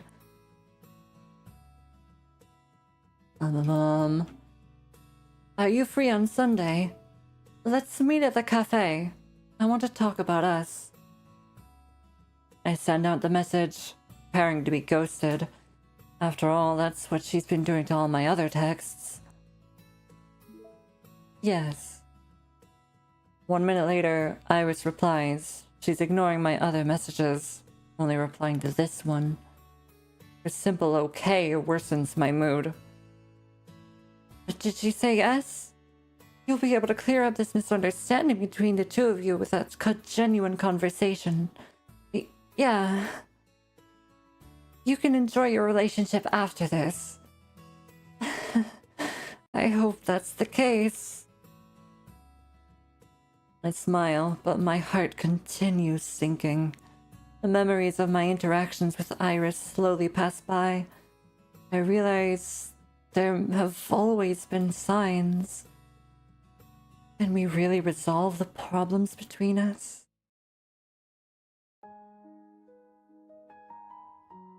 Usually when you're right about 70% of the time, it's about something bad, that something went wrong. Ah, I see. I sit across from Iris in the cafe. She's acting normally, quickly looking through messages on her phone. This tense atmosphere makes me even more unsettled. What should I say to make this less awkward?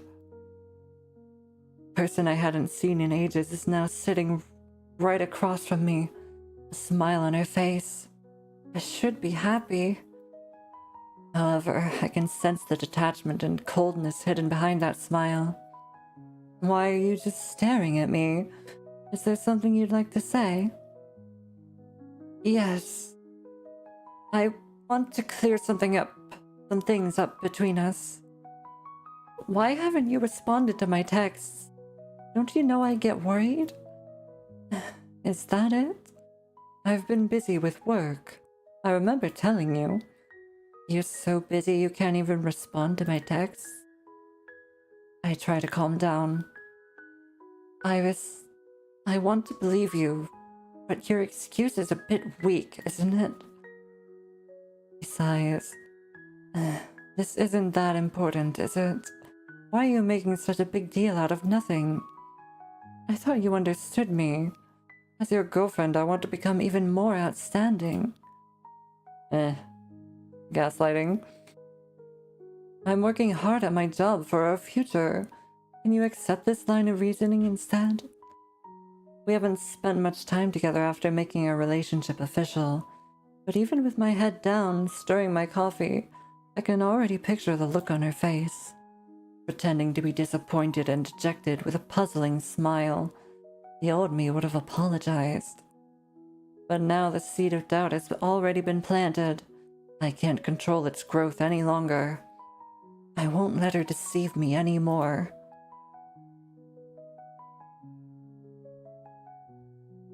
She's pretty, but you're liking her less than less. Yeah. Stressed out. I need to clear this up. Not just for our relationship, but for myself as well. Really? I don't feel as if you've been doing all this for the two of us. Can you stop looking at me like that? The smile on her face fades, and her gaze becomes sharp. Perhaps she sensed the meaning behind my words. Oh? Then like what?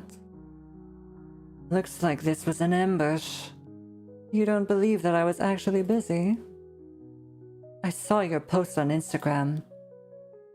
I still ended up saying it. I couldn't control the frustration I'd been feeling. You're so busy you can't even respond to my texts. But you have the time to visit some viral restaurant and make an Instagram post about it? You even changed your settings so that I wouldn't see. There's a salty taste in my mouth. I only just realized that there are tears streaming down my face. My voice chokes towards the end of my sentence. Iris grabs a tissue and wipes my tears away. Her voice is gentle as always. It reminds me of the day she fixed my lipstick. But the mood is not the same as before. The coffee is a bit more bitter than usual. I'll ask for a glass of water so you can clear your throat. She summons a waiter who brings me a glass of water. I understand what you mean. I went to a viral restaurant without you. It's not that. It's because you hid it from me. My tone sounds harsher than usual. Iris raises her eyebrows. I also feel neither of us have much free time, so it's hard for us to meet up to begin with. Why do you have the time to go hang out with others, but not with me? We could also do things together and post about them.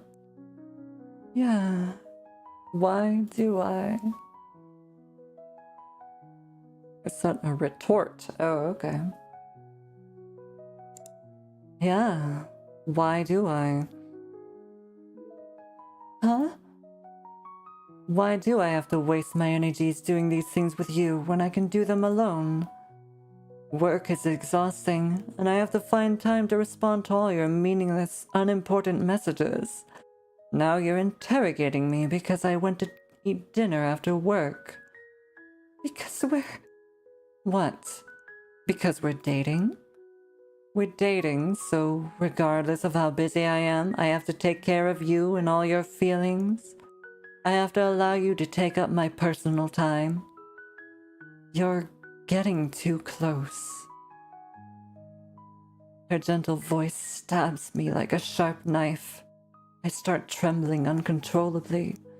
What does she mean? I see. I didn't know I caused you so much trouble. Iris blinks, not knowing how to respond. She ends up just shrugging.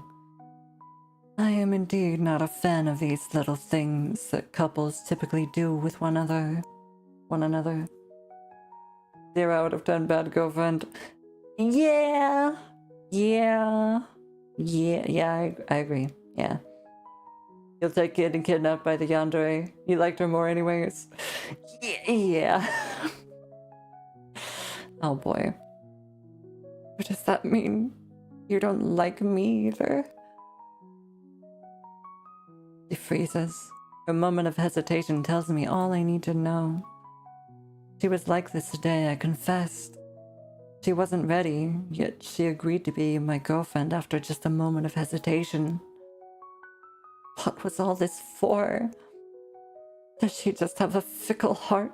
Or am I just lying to myself that my love was requited? I think she just agreed because it was easier. I swallow these painful thoughts, doing my best to control the violent spasms in my stomach. Why are we together if you don't like me? Yeah, let's break up. We're incompatible. Iris offhandedly tosses out these words, looking down. She stands up without waiting for me to respond. The bitter coffee resting at the bottom of her cup has been abandoned. Then I'm going to leave. Get home safe.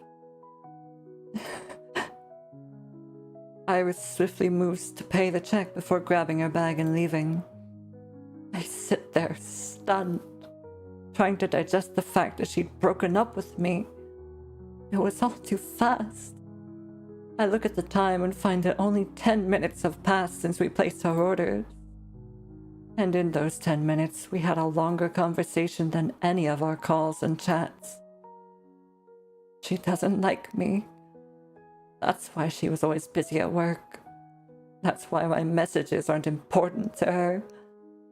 That's why it's whatever if we go on dates or not.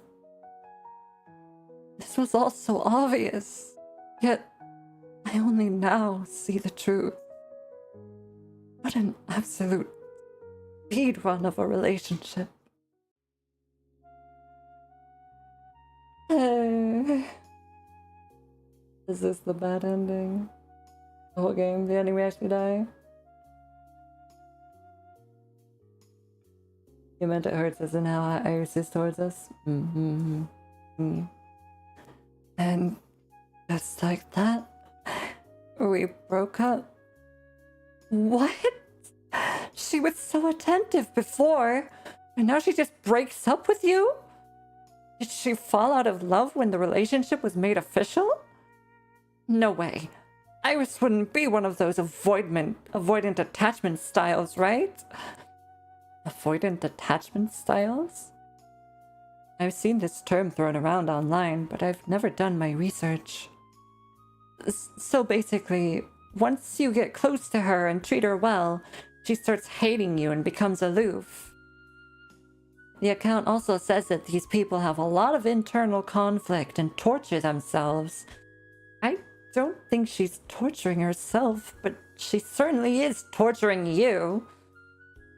Megan's volume grows louder and louder. Many of the students we walk past turn around to stare at us. I awkwardly tug on her sleeve. Lower your voice. Getting dumped is already embarrassing enough. I don't want the entire world to know. I'm sorry. My emotions got to me. How do you feel? I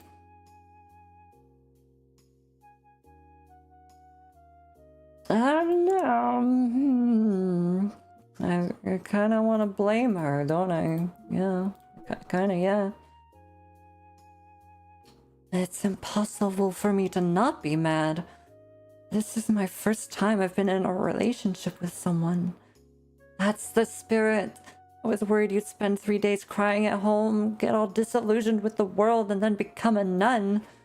Hey, that's... Trust me. Let's go to a party. We'll have fun, get drunk, and forget all about her.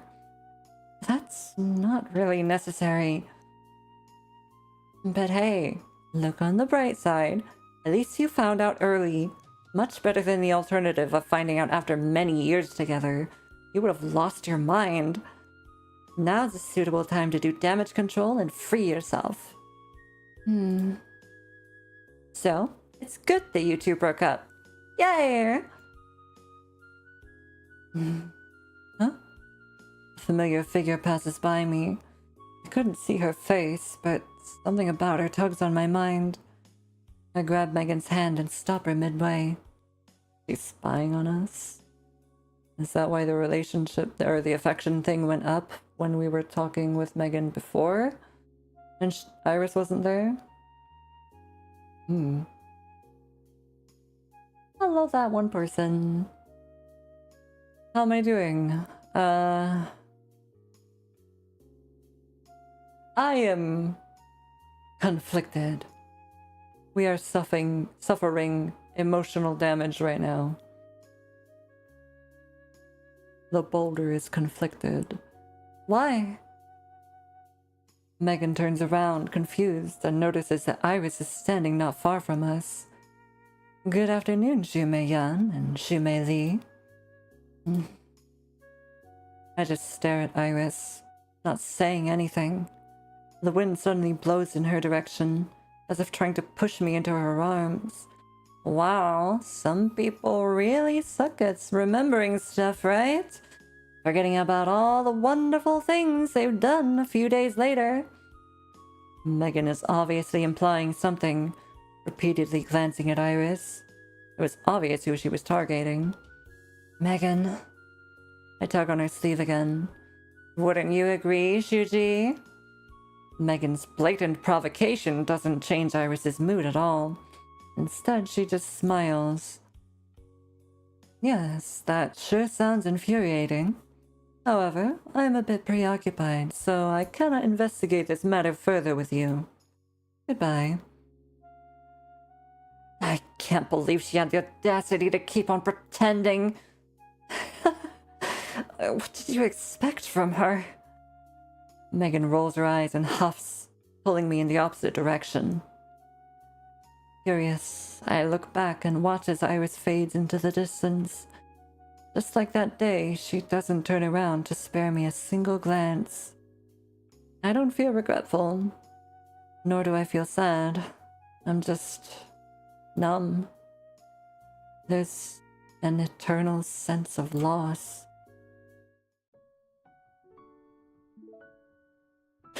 Not her just walking up on you two like that.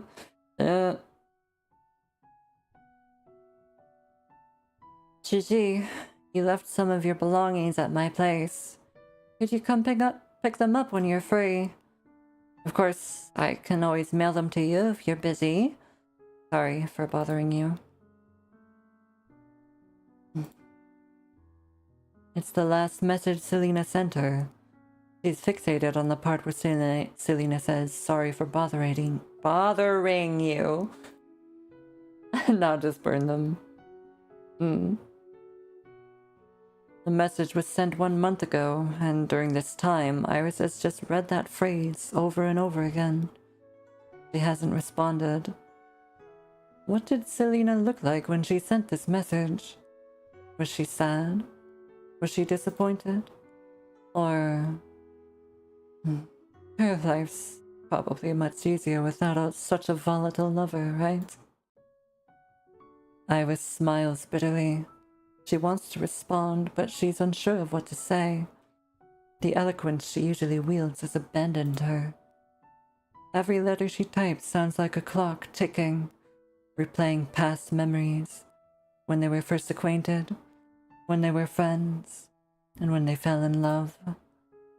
She ends up not replying again. Iris scrolls through the messages. Selena's smiling face is distinct in her mind, as if it was just yesterday. She lets herself be consumed by those memories. She really liked sending those cute stickers. She would end our conversations with these. Perhaps it was the cozy atmosphere of the company's afternoon tea, or perhaps it was some other reason. Iris's phone lingers on her last conversation with Selena. She taps the dark screen, taking a small sip of her tea. Her mind wanders aimlessly, recalling what had happened a few days before their breakup. How's your project moving along? You won't believe it. I took your suggestion about optimizing our strategy and showed it to my supervisor. She's extremely pleased and said I've provided a new perspective. I didn't think it would go so well. I would be completely stuck if it wasn't for you. I'm glad I could help. I just slightly improved upon your ideas. I'm sure you can figure out a better solution in the future. Shiji, you have a lot of faith in me, but I'll have to count on you to give me a few pointers before then. Iris' smile is frozen. She wants to nod. As long as the conversation continues, the atmosphere will return to where it once was, sweet and full of love. But in that millisecond, her heart suddenly rejects the notion. She can't say those flirtatious lines she's prepared. She even feels disgusted. Why do I have to guide you? How long do I have to keep taking care of you? No. Why am I thinking that? We're dating. Caring about each other is only natural. Plus, I'm older than Selena, so I should... I'm the older one. Her head is flooded with memories of her younger siblings fooling around. Iris subconsciously lets go of Selena's hand. Gigi? What's wrong? Why do I feel so annoyed? Why can't I control myself? Calm down, Iris. Don't show her your true feelings. Don't let her see. It's nothing. You can always count on me for help. That's not necessary. I just need you by my side. Plus, I'd much rather you rely on me. Rely on her? Iris says hi to a coworker she passes on the street, exchanging a few words. When she turns around, Selena is looking at her with a smile. Gigi, you get along with everyone. Everyone likes you. Of course, I'm your #1 fan. Really? Mm-hmm. I don't get along with others as well as you do, so I'm really jealous. Then I guess you'll just have to practice more. Iris suddenly averts her gaze. Selena's eager eyes are like a demented mirror, reflecting her pain, her suffering, how broken she was. She sometimes hates herself for the false image she's built, especially in front of Selena. Everything she's done has been for herself, so that others would recognize how capable she was, so that others would accept her, so that she wouldn't fall into the trap of anxiety and self-hatred anymore. Selena, why do you have to look at me with those eyes? I don't want to see you fully place your trust in me. You have so many people in your life who could do this for you. Stop asking me. I don't care who. Your acquaintances, your best friend. It's not a big deal, though. I don't want to bother you so often. You must be busy with your own work. Selena says softly, out of concern for her. Iris's heart softens. What are you saying? Everything about you is important to me. There's no doubt about it, is there? Iris smiles, gently kissing the back of Selena's hand. Iris mindlessly scrolls through the messages. She rarely ever responded. Selena would continue talking about new topics even after Iris used the excuse of being busy with work. She could sense the excitement and enthusiasm behind every text. She was just acting like a normal human being, waiting for her girlfriend to respond. Unfortunately, her girlfriend is someone cold and abominable. Iris, our manager wants you to look this over. Huh? Okay, leave it here. Iris snaps back to reality and picks up the documents that have just been left under her desk. Before she closes Instagram, she swipes left on her messages with Selena, marking it as unread. Is her job at Huanyu going well? Iris shakes her head, forcing herself to focus on the task in front of her. When she's struggling at work, does she think of me like I do of her? It's not good spacing out at work. Iris knows this. She reads a few pages before putting the documents down and tapping her head. That's ridiculous. She probably hates me. Iris is left mentally and physically exhausted after working across various time zones for multiple days in a row. It was already 4 in the morning when she gets back to her rental apartment. Oh, you're probably gone already, that one person, but you. Thank you for lurking. She turns the lights on. She's been busy with work, so she hasn't had time to clean up her room. The coffee table is littered with various eye masks and beauty products that should be back in her cabinet. She takes off her shoes and collapses on the couch. Maybe this is the life I truly want. All alone, with zero emotional ties. No one expects anything of me. No one is disappointed by the things I do. Is it lonely? No. No. I've been living alone all this time, haven't I? She's been like this for so long that she's gone numb. She remembers one night during elementary school where she stood outside, clutching the test she'd received an 80% on. She was too scared to open that door. She didn't want to see the disappointed look on her family's face. She didn't want to be faced with loss. The one and only kitten she'd loved so dearly left that day. She never found it again. Pouring out your feelings is just planting the seed for sorrow. How did Selena grow up without having to worry about her family not loving her? I thought I'd figured out the answer by getting to know her, but why does my heart ache whenever I see her? Maybe our increased encounters just made me even more wary. Or perhaps I was just jealous. Isn't breaking up with her exactly what I wanted? I'm all by myself. I don't need to think about anything. I don't need to worry. I don't need to harbor any suspicions. I don't need to be nervous. I don't need to be scared of losing. That's why I've never knocked on that door. She lies there, unmoving.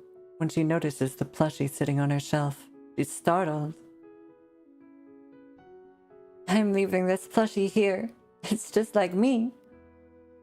Oh, hello. Are you here to supervise my work? I just want to be by your side. Supervising you at home would make your life even more stressful. I can't be here all the time, so just think of it as me. I'll take good care of it. What a precious gift. I really like it. Did I like it?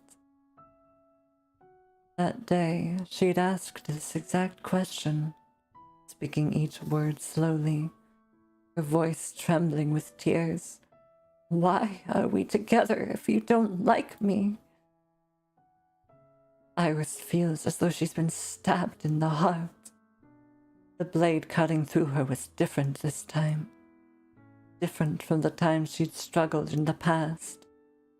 She felt a new emotion. Iris hurriedly touched her face. It was cold. Tears dripped from her face onto the floor. One drop, then another. Her brain stops working. She glares daggers at the tears in her palm, her vision blurring. Why does my heart ache whenever I think of you? What is this feeling? Regret? Anger? Worry? No, it's not any of those. She tries to wipe her tears away, but they just come pouring out like a broken dam, as if all her pent-up tears were being dumped out right now. Something finally clicks in Iris's mind. She bolts upright. She's never had such powerful thoughts echo in her mind before. I want to see her again. I want to see her kind smile, her pouty expression, her eyes when they look at me. I want her to rely on me, and I want to rely on her as well. Selena, I'm an idiot. How am I just realizing that I'm in love with you? If you'd been the one standing behind that door, I wouldn't have been scared, would I? She places her hand on her chest, trying to soothe her pumping heart. Her thoughts over the past few days have finally found a way out. She's overflowing. They hit her like a tsunami wave. Her emotions began pouring out. Her defense is too weak to contain them. Iris can feel her heart beating faster. Her tears have already dried, leaving behind 2 light streaks. She pulls out her laptop and opens her email, contacting her manager. Her hands move automatically. Letter of resignation in the subject. Her signature and date at the end. I don't care if I'm making the wrong decision. She finds an open position for Huan Yu and immediately sends in her resume. Iris's heart finally settles after all this. She opens her phone and stares at the unread message again. I'll pick it up myself. Thank you. Good night. Sweet dreams. I had a feeling.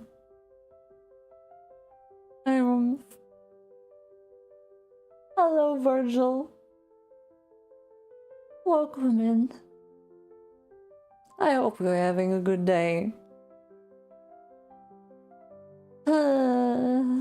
This doesn't necessarily excuse what she's done, but I understand the reasons behind it.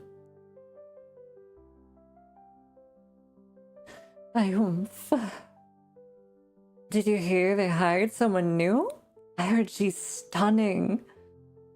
Really? I thought we weren't looking for interns. I don't know if she's an intern or not, but her resume must be impressive if she's managed to get a job here right now. We'll see soon enough.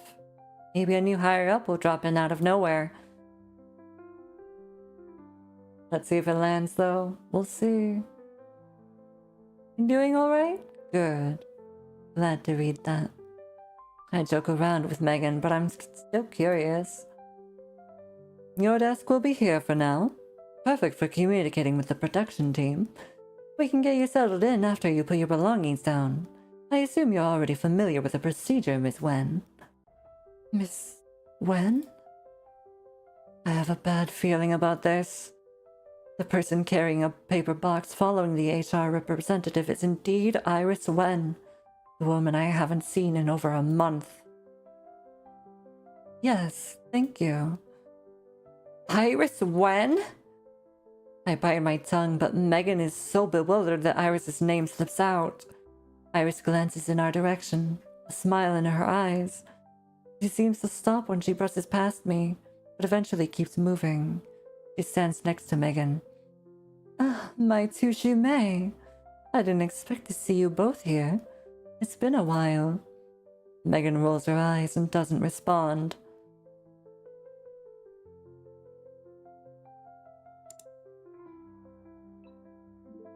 Reply?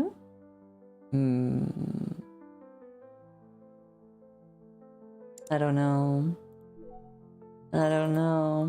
Mock her? Really? I'm honored you still remember me, Juji. How could I forget? I often think about you. She blinks. For a second, I return to the days when we'd just been acquainted with one another. When Iris was just a gentle, soft Juji. She really just dropped everything without even checking in. Idiot. I silently turn my head. I can't collect myself as well as her under these circumstances. She smiles, but doesn't pursue the matter. Everyone, let's extend a warm welcome to our newest member of the team. Hello, everyone. I've worked here in the past, and I'm excited to be back. I hope I can learn a lot from everyone and follow in your footsteps. She's the perfect employee. A polite smile, a sweet tone, and a flawless attitude. There are only a few seats that are empty. She picks one near mine. My heart tugs. Yeah, we gotta give her some for pulling that on us. That's why I chose that. Yeah. Sitting near each other means I'll be seeing Iris all the time. Just thinking about it makes me feel awkward. My shift end already. My phone suddenly buzzes. I open it and I'm greeted with a message from Iris. Did you sleep well last night? That has nothing to do with you, does it? Why are you asking me this? When I wished you good night, you would always send me a cute sticker. I turn off my phone without responding. It buzzes again not long after. If our target audience is those in their 20s, a banner like this might not be a great fit. Liu Ji oversees this project. You should contact her instead. Sorry, I thought you were the project lead. My mistake. I apologize for disturbing you. Why don't I buy you a cup of coffee after work to make up for it? I silently sigh, ignoring this message as well. I return to work. Iris notices me putting down my phone, but she doesn't send me another text. She starts busying herself as well. Now she's trying to pretend like nothing happened. Yeah, a bit. What does she want? She trying to get you back? Megan whispers next to my ear. I whisper back. I don't care what she wants. It's none of my business. Good. That's how it should be. Don't get involved with your ex again. Stop talking and finish your work. Let's get ramen after our shift's done. Okay. I smile at Megan. Ramen sounds good. Stop thinking about her. It has nothing to do with you anymore. I mutter a few prayers under my breath and return to work after I've calmed down. It's time for lunch break. Most of my coworkers are out eating lunch. I finally finished my tasks. I decide to take a restroom break while waiting for Megan to finish her work. I hear a strange sound coming from inside the restroom. A woman muttering to herself? No, it sounds like she's calling someone. I don't want to eavesdrop on someone's personal matters, so I decide to come back later. However, I can clearly hear a woman's voice coming from inside. She's restraining herself, but she's clearly on her last straw. I understand what you're saying, but I have no other choice. Please don't call me during work. That's Iris. Who's she calling? You stole spaghetti from work, so you're gonna have that for dinner? I see. I had noodles for lunch. Pork with noodles and peanuts and carrots and a Szechuan sauce. It was good. Reheated from last night, but it was good.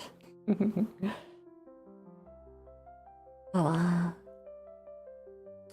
Then I hear water flowing, accompanied by the sound of someone blowing their nose. Is she crying? I stand there, unsure of what to do. An obscure feeling envelops me. I think of Iris's downcast eyes and her messy hair.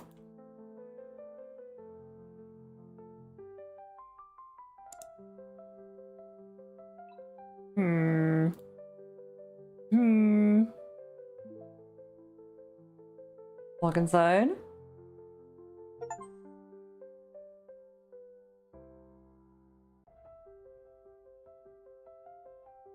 If this goes, we'll see how this goes. Her eyes are puffy. She looks surprised. She hurriedly wipes away her tears when she sees me. It's you. What's wrong? It's nothing. I guess you'd be here, so I intentionally created a situation in which we'd bump into each other. Her voice still sounds nasally. Still so thoughtless, even when lying to me. What a coincidence. Don't say that.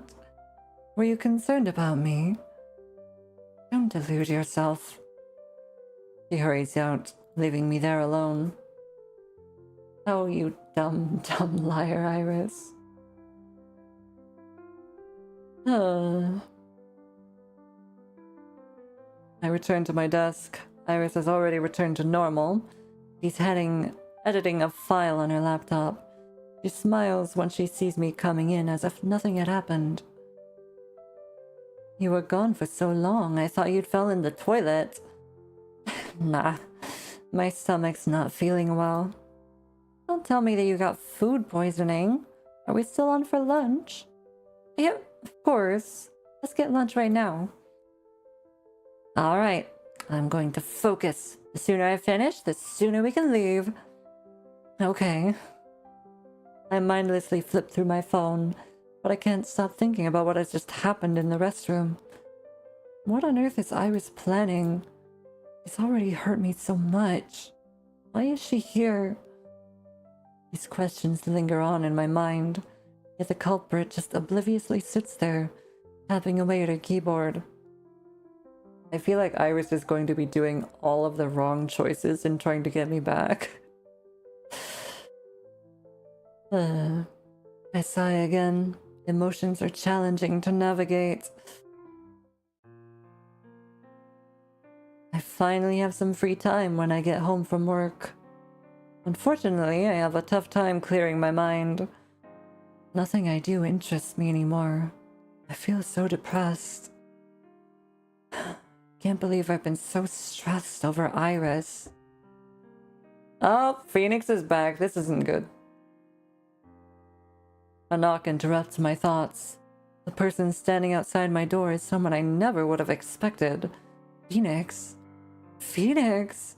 What brings you back here? Thou invited me to visit when I was free, didst thou not?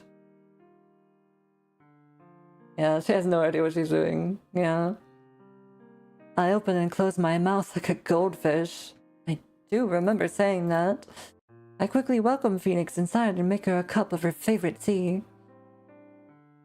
Thou lookest unwell. Is there a matter troubling thy mind? Phoenix's gentle tone makes me want to confide in her. I nod. I won't hide things from you. Iris and I broke up. I thought that would be the end of it, but she won't give up. She recently got hired at our company. She's been uncharacteristically attentive to the point where I think she's trying to get on my good side.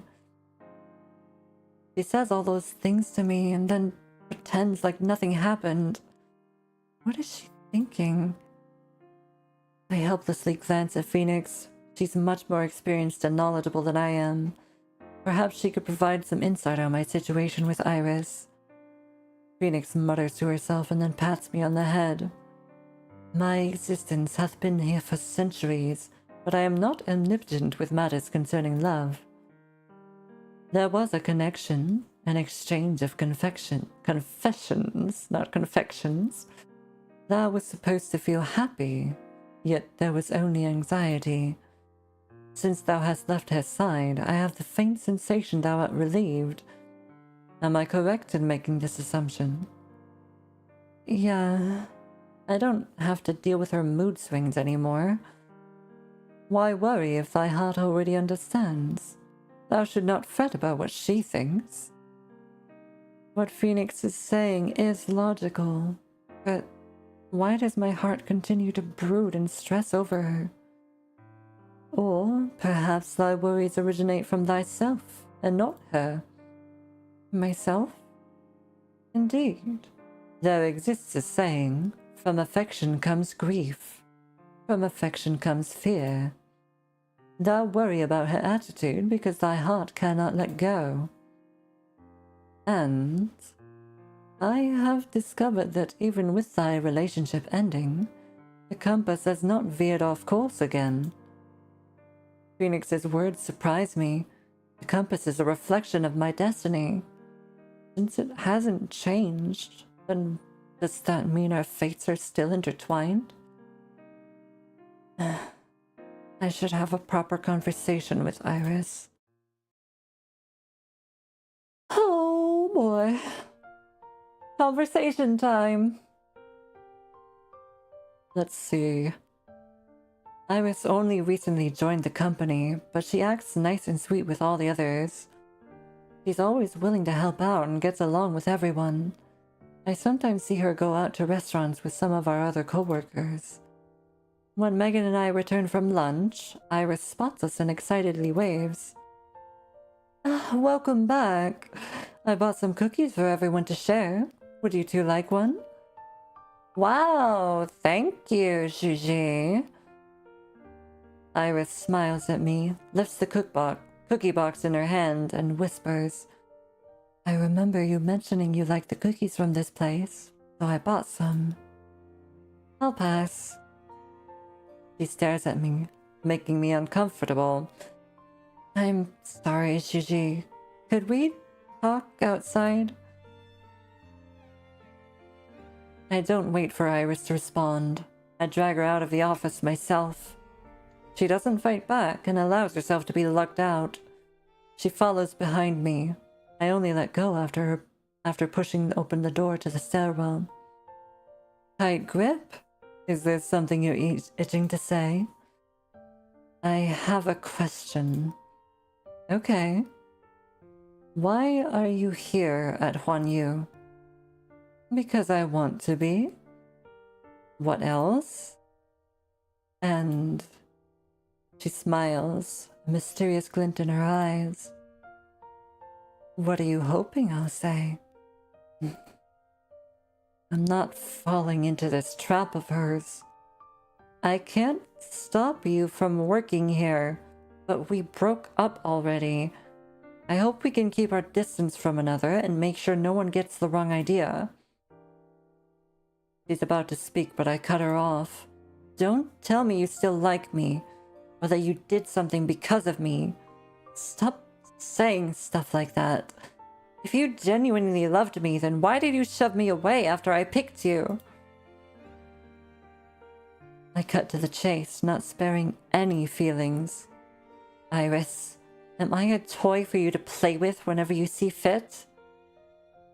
You can yell at me all you want, but don't say that. I'll feel hurt.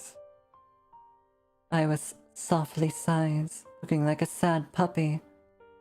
Since you've already said your piece, please allow me to say mine.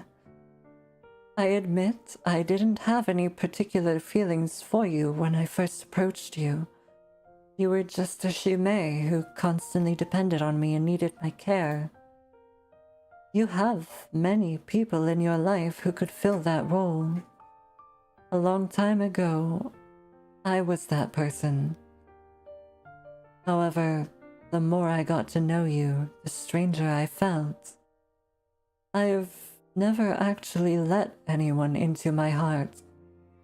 I didn't even know that this agitated feeling I had wasn't hate towards you. After you left, my entire world came crashing down. I was alone, and for once, I felt lonely. I used to believe that I would spend the rest of my life by myself. I had made peace with that. But after I met you, I found that being lonely hurts, and that the world does have something I want. I'm sorry, Selena. It wasn't my intention to hurt you. The way she looks at me The way she looks at me feels so distant. It's lonely and dejected. After some time, I look down, my heart bitter. It's too late for that. Even though Iris and I had parted on bad terms, her words still linger in my mind. Could her complicated, contradictory attitude be a result of her family? I'm musing about this when Megan suddenly returns, incredibly worried. Are you all right? Yeah, I'm fine. By the way, I have a question. You look hesitant. This isn't about Iris, is it? Megan's face screams, "You think I don't know you?" I scoff and frown. You were in the student council for a long time. I wanted to ask you if you happened to hear anything about Jay's family. I don't want to invade her privacy. I just feel like her complicated behavior results from her family. I want to understand more about her. What do you know? Has she mentioned anything about her family to you? Megan's eyebrows furrow. She's trying to remember. She never really mentioned that in front of everyone. Plus, we only talked when there were matters relating to the student council. We rarely talked in private. I'm not close with her at all. I don't think Shuji's really close with anyone.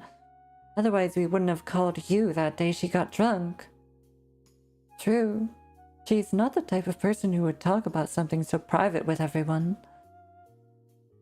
Oh yeah, I remember something now. During sophomore year, I was trying to find her in the office, but she wasn't there. Someone told me she got called over to the campus entrance.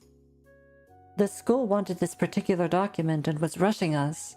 I couldn't reach Shuji, so I went trying to find her. When I got there, I overheard her talking to someone. A middle-aged lady? Her outfit and accent weren't local. Would that be one of her relatives? Maybe, but their relationship was weird.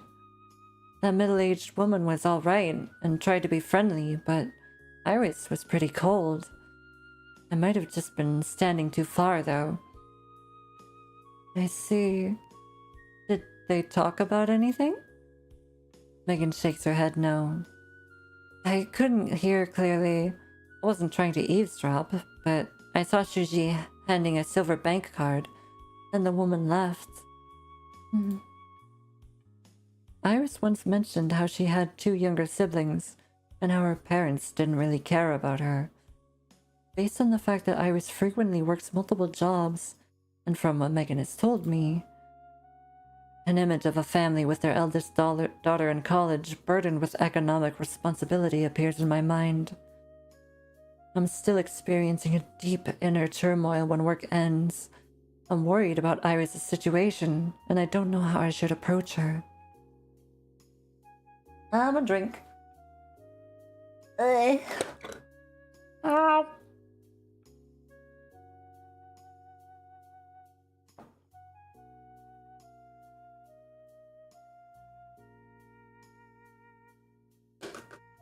You're really not liking her right now? Understandable. I'm still conflicted. Like, I understand and I feel bad for her. Let's keep going. Do I still love her?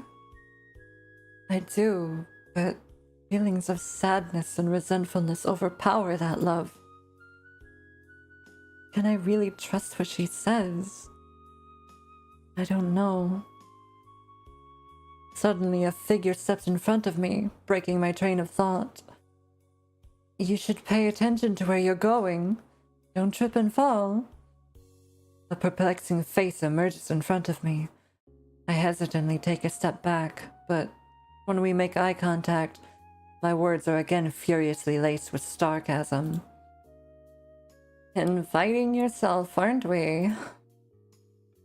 Okay, let's not talk about that. Are you free? Why don't we have dinner at my place? No. Selena, let's talk. Anywhere's fine.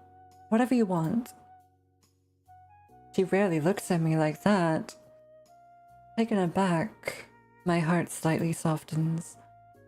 Just one conversation won't hurt, right? Okay.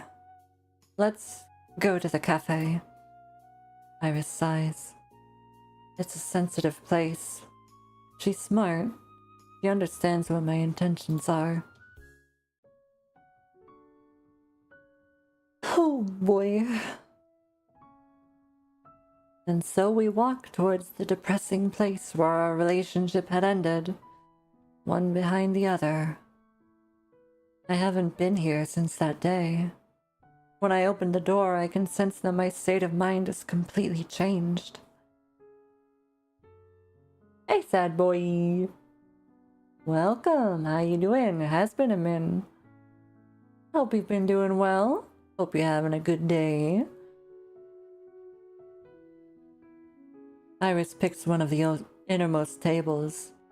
There's no one around us. She's always careful showing her vulnerability to others. Doing good? Yuri visual is complicated. We have suffered some emotional damage today.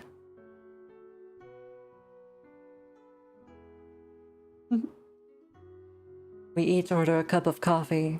It tastes the same as before. It's weird. Everything feels different. Iris clears her throat and nervously looks at me. Shall I start? This is completely on me, but I believe lovers should be honest and open with each other. I thought about it for a long time before finally deciding to tell you the truth. Are you willing to listen? I want to retort against her use of the word lovers, but her serious look stops me.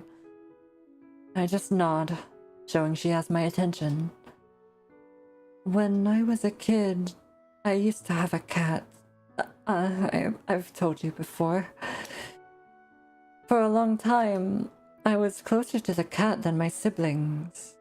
It was more important than either of them. And then what? Iris looks down and sighs. My parents gave that cat away. I searched for it for years, but to no avail. I lied to myself. I told myself that if I forgot the cat, then I wouldn't be sad. If I wasn't sad, then I wouldn't cry. My parents were terribly busy when I was younger. I never held much space in their lives. I might have spent more time with my aunts and uncles than them. When my siblings were born, I grew up overnight. No, I didn't. But to my parents, I grew up. I was now the eldest child. I had to shoulder the responsibilities that came with that role. I was required to be the perfect role model for them, whether in my personal life or at school. I put on the facade of Iris Wen to fulfill their wishes. A good daughter, a good sister, and a good student. I used to tell myself that they were all doing it for my good. Good grades and a satisfactory performance would lead me to a better life. But if I wasn't an older sister, and I didn't have so many responsibilities, would I have been freer? Would I have been happier? When we were together, I often wondered, how did Selena achieve all this so easily? Family who checked in on you, friends who cared about you. Why was everyone so willing to love you? And why did you accept that love so naturally? Why was it the only love I received was the leftovers, like cold scraps on the dinner table? This world has nothing that is fully mine. She shakes her head, her expression bleak. It's outrageous, isn't it? That I was secretly thinking all that. I even find it outrageous myself. But why would these thoughts never leave me alone? Why did my siblings receive more love than I did? Why did they receive a better childhood? Why did I have to live as the older sister? Whenever something happened at home, my parents would say to me, "You're the older sister. You're the most mature. You understand why we're doing this." Why did I always have to be me? She says it all in one breath while I silently sit there, listening. Her eyes have started puffing up. That scared me. I want to hand her a napkin, but her phone suddenly rings. She glances at the screen, chugs her coffee, and gets ready to leave. Before she departs, she lets out a long sigh and says in a serious tone, "I may have never opened my heart to anyone if I'd not met you. Thank you, Selena." She turns to leave. I watch her slowly fade into the distance, feeling a sense of loss. I sip my coffee, abruptly noticing that the flavor isn't right. My feelings after leaving her are like this cup of coffee. Nothing special. I miss the coffee he used to make specially for me. Uh-oh! Did we get the bad end? I haven't been busy with work recently.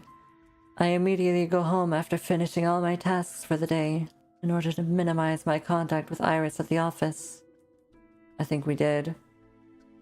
I didn't expect to see her in the corner of the hallway today. I don't think she's noticed me. She's completely focused on her phone. I'll just go around her. I carefully make my way around her, but she unexpectedly grabs my hand once I'm within reach. You're heading out? I snatch my hand back. Yes, I've finished my work and I have stuff to do at home. I was waiting for you. I made a reservation at a restaurant. Why don't we have dinner together? No need, Shuji. Iris just smiles. She doesn't say a single word. A chill runs down my spine. I move out of the way as if she was never there. I'm going to leave if there's nothing else you need. And if there is? I glance back. She doesn't say anything else. Her face hides in the shadows. I can't tell what she's thinking. Goodbye. I don't waste another breath. I walk straight out of the office. Are we gonna die? The first thing is she gonna die? Oh boy. The first thing I do once I'm home is open up a job recruitment site and check if any company has made me an offer. Awesome!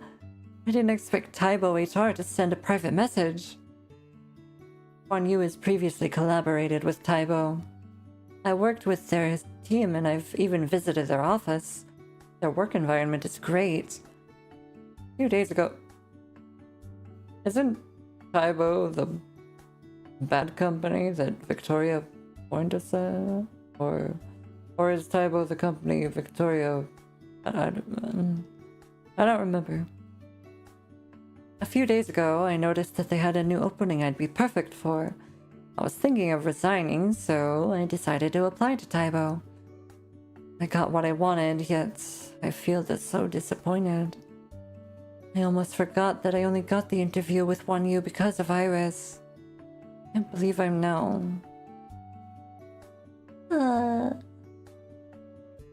The next morning, I nervously approached Victoria to discuss my resignation. I didn't expect her to accept it so easily. I gratefully thank her for all she's done for me. I exit the office and bump into Iris outside. She looks ill. She frowns after I come out and says she has a question for me. She drags me to the stairwell. You're leaving? Victoria has accepted my resignation letter already. I don't want to waste my energy talking, so I simply nod. I had a hunch. Are you that desperate to leave me? I don't even have the privilege of watching you from afar. I hope you have a nice life. No, I can't accept this. You still have feelings for me, don't you? Why do you keep lying to me? And why do you keep lying to yourself? She takes a step forward. I immediately take a step back. Must you hide from me? Iris stops, hurt. I don't turn my head. I can't be fooled by her again. It's finally about to end. I've explained my reasons. Let's put an end to this and part on good terms. Chuji, you're a wonderful person. I won't deny that. However, I don't believe we were meant to be lovers. Do you still love me? I didn't expect her to be so straightforward. I'm at a loss for words. Iris softly smiles, but doesn't say a single word. She deeply inhales, as if trying to calm herself down, then coughs. What's wrong? It's nothing. I must have caught a cold from the rain. I'll take some medicine later. You have to take care of yourself. Don't you have low blood sugar? Don't overwork. I step forward, supporting her, and gently pat her on the back. Don't blame yourself, and don't hate yourself because of this. We just weren't compatible. Be so nice to me. I know you still love me. I don't deny her statement. I would be ripping my own heart out if I said I didn't love her anymore. I won't let go of you. I've told you that you'll stay by my side forever. Stop kidding around. But I was serious. Since you're officially leaving, then I must at least say goodbye, right? I regret letting you slip out of my hands. I find it hard to forgive myself. Could you please stop by my apartment later tonight? I want to give you one last present. Think of it as a farewell dinner, and me making up for my past mistakes. Why don't we just make reservations at a restaurant? I'll invite Megan and Executive Chi, and a thank you dinner for everyone that's helped me. No, I caused you a lot of trouble that day at my place. I want to explain myself.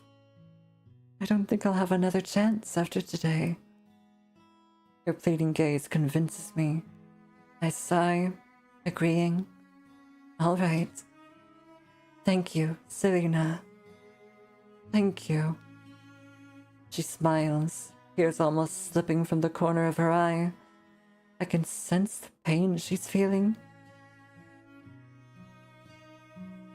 Is this because of me? Is she in pain because of me? All I wanted was for her to stop hurting. Yet now, I want to say something, but nothing comes out of my mouth. I turn and leave. I'm sorry. I know I invited you here, but I don't have anything prepared. It's okay. It's just a simple goodbye. This isn't my first time at her apartment, but it truly has been a while. It's just as clean and organized as the last time I was here. The small gifts I bought her while we were dating still sit on her shelf. I'm not really sad, but I do feel a sense of loss sitting here in her apartment after breaking up. Some remnants of my past self remained, but it's not the same anymore. Memories I thought I'd buried come flying back. I clutch the coffee Iris prepared for me in my hand. We fall into a deep silence. My heart feels anguished, as if it's reminding me it's beating for the person sitting in front of me. To no one's surprise, I have trouble letting go of her. Do you still remember these? She brings 2 cups over. What? Teacups. We attended a ceramics class, but neither of us had the time to pick our creations up. The owner ended up shipping me these a few days ago.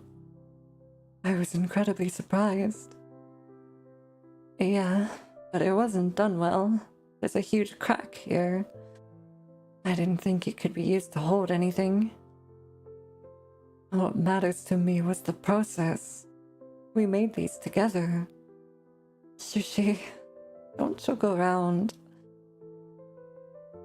I look away. I get the feeling that this is not a topic I'd like to continue discussing. Oh yeah, what gift did you want to give me? I'll show you it when you leave. Show it to you when we leave. Why don't we talk first? There's no need for that. All that needs to be said has already been said. There's nothing more to talk about. You have no more to say to me? I'd like to know what you plan on doing now. You're not the type to quit without having something else lined up. Which company hired you? Let me guess. Was it Yuri or Taibo? Based on your personality, you picked Taibo, right? She tucks a strand of my hair behind my ear. The smile in her eyes is unsettling. I came to Huan Yu because of you. I can leave if that's what you want. Let's jump ship together, okay? Or I have another idea. Gigi, what are you trying to say? Stop going to work. I'll take care of you. All you have to do is stay by my side. I bitterly laugh. Is she insane? Are you kidding? Isn't that basically house arrest? Don't be so harsh talking about our future. Our future? Don't kid yourself. I would never agree to that. What a shame. I didn't want to do this. The next second, she pins me down on the couch. Oh boy. In an instant, everything is a blur. I feel so dizzy. Everything is getting so dark. What are you doing? It's all moving so fast. Iris is still smiling. My blood runs cold. She has me in a death grip. I'm completely powerless, unable to throw her off. Iris had just given me water to drink. You drugged me? Unbelievable. My words bounce right off her. She pulls out a thick piece of string and ties it around me. My heart's pounding in my chest. I have no control over anything. I can only scream. Iris, are you out of your mind? Let me go! This is illegal! You'll go to jail if I call the police! Do you hear me? Let me go! I promise I won't report you. I'm shaking like a leaf, my fear dripping into my screams, but Iris doesn't budge. I won't call the cops if you let me go. We won't see each other again after today. Please let me go. We really have to do this. Iris pauses. I assume I must have gotten through to her and continue. Gigi, I know you're feeling a lot of emotions right now, but our relationship has already ended. Why don't we end things on a good note? You have your own life. There's no need to... Oh, what? What she's saying. I don't care as long as you don't leave me. I won't let you go. Why are you doing this? Looks like I didn't use enough. Iris mutters to herself and wraps a damp cloth around my nose. A strange smell infiltrates my nostrils before I lose consciousness. Oh boy.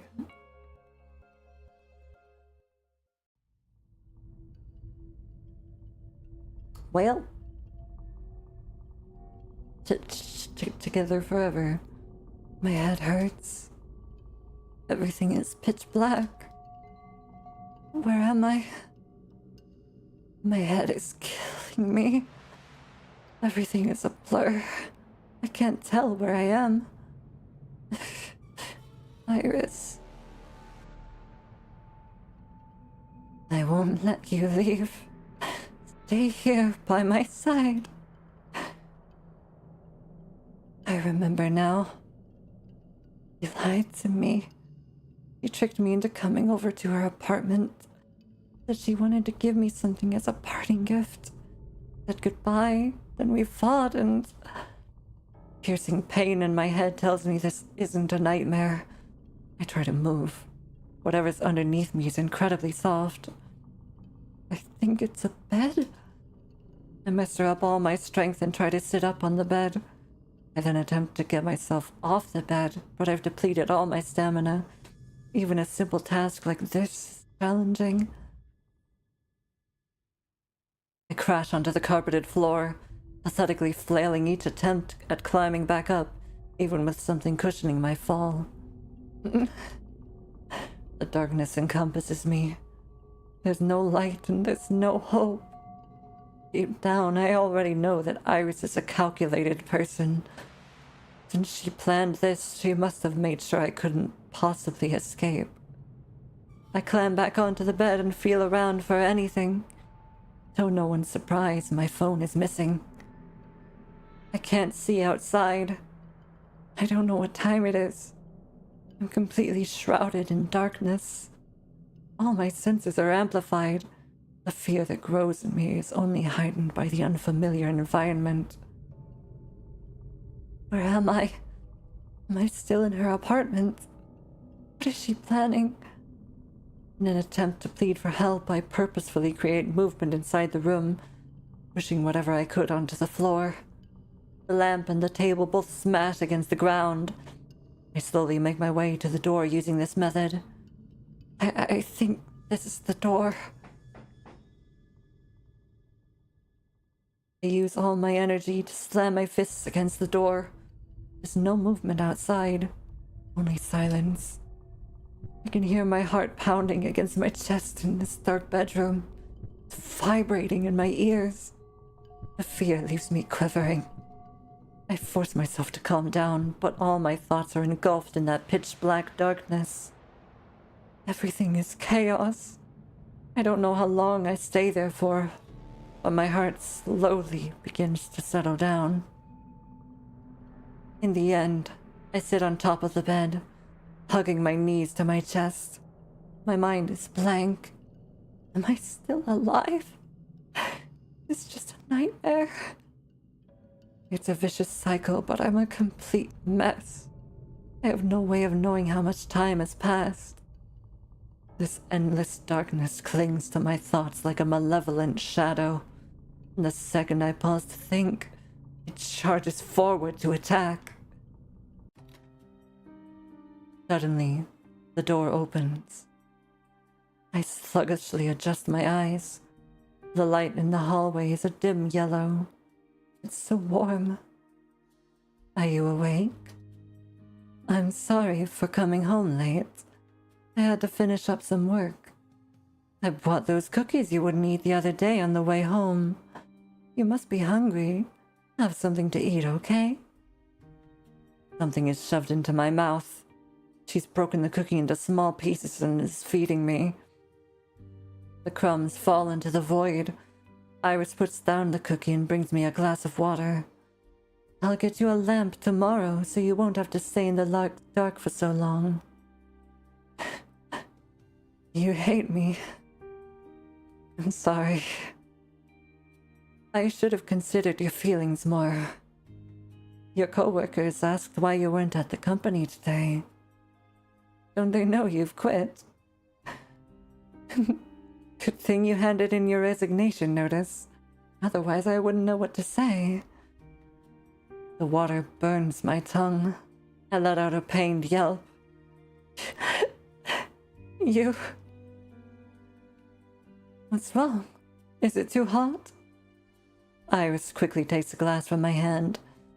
She pulls a spoon to scoop up some of the water and blows on it before carefully feeding me. The warm water trickles down my throat.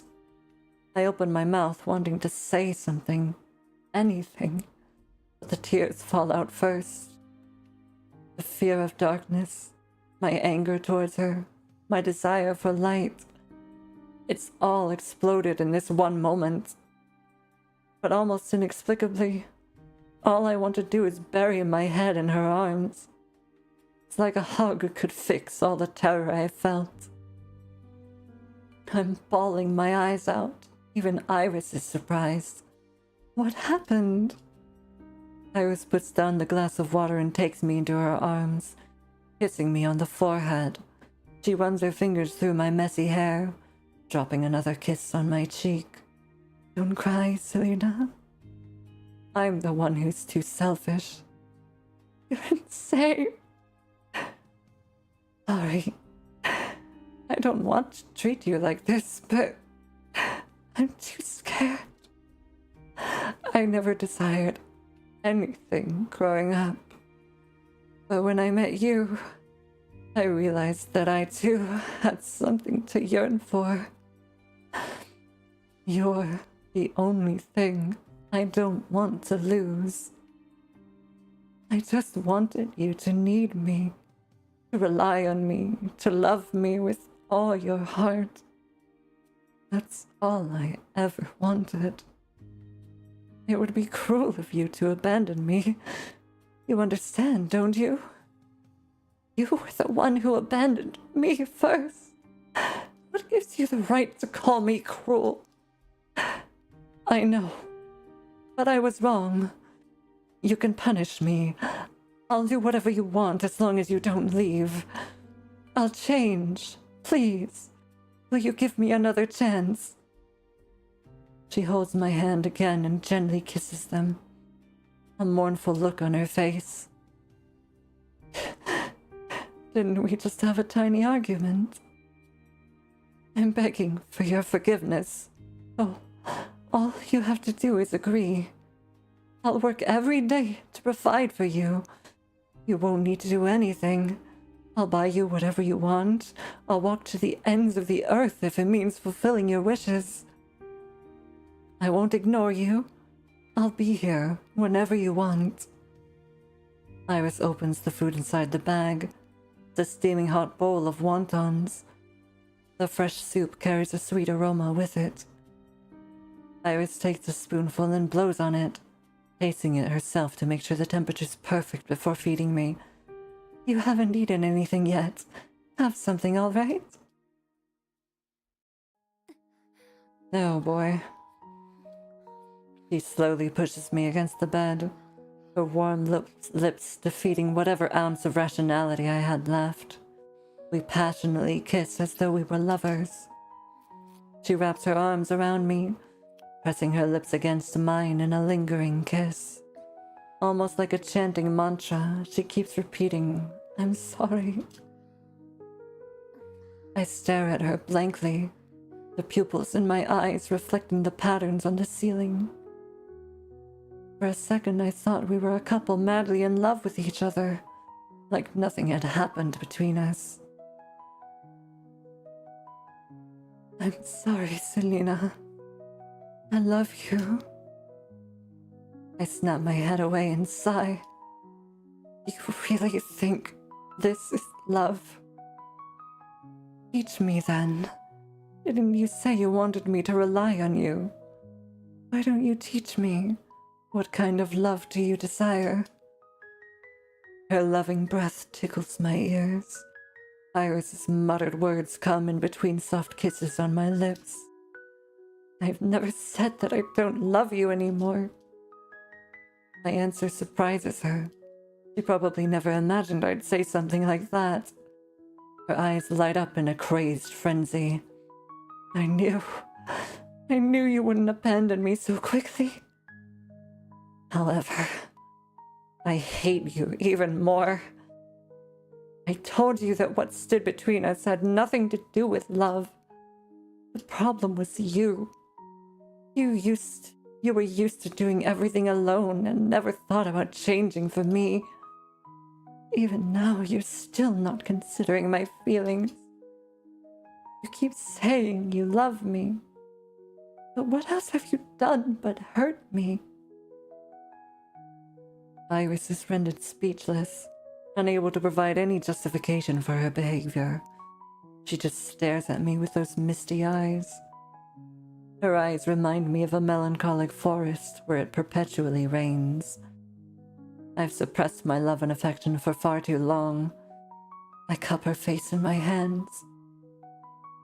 I kiss her, viciously biting down on her tongue. She flinches from the pain, but looks at me with delight. The taste of her blood lingers on my tongue. We lose ourselves in each other. How could I not love you? I've been deeply, madly in love with you this entire time. I'll make it up to you. Please forgive me. Please forgive me. Please forgive me. That voice repeats itself non-stop next to my ears. Just stay by my side, okay? Yes. The bed in her rented apartment is too small to comfortably fit the both of us. Her body temperature is clearly hot.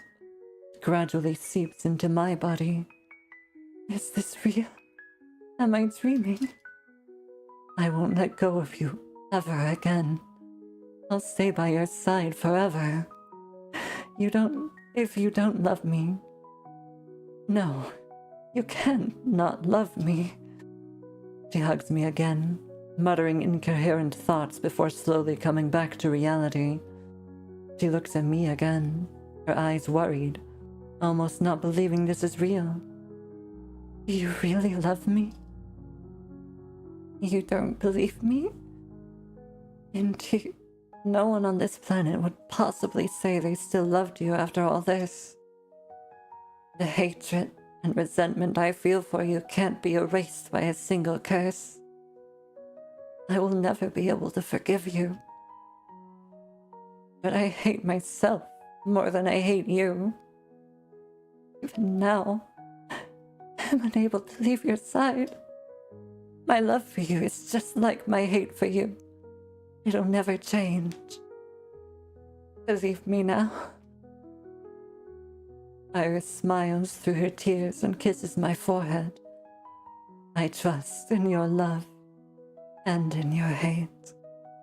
Please, just stay like this with me forever. Let's turn in for the night. I still have work tomorrow. Sweet dreams. Oh, boy.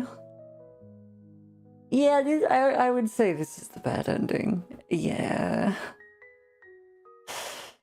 A very toxic future. That's an understatement. For sure. Oh boy.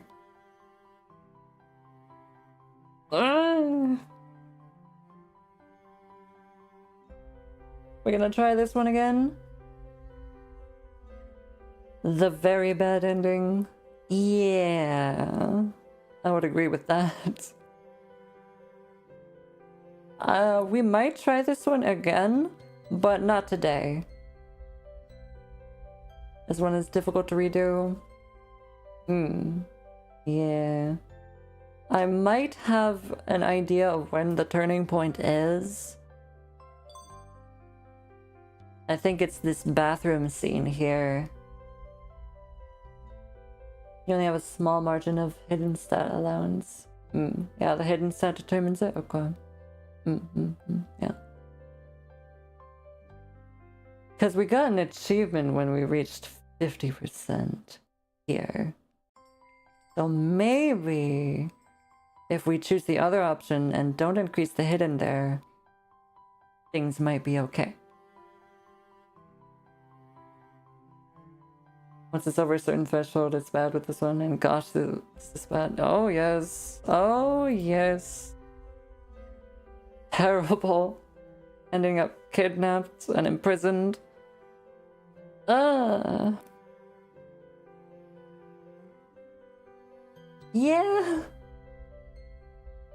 Yeah, probably.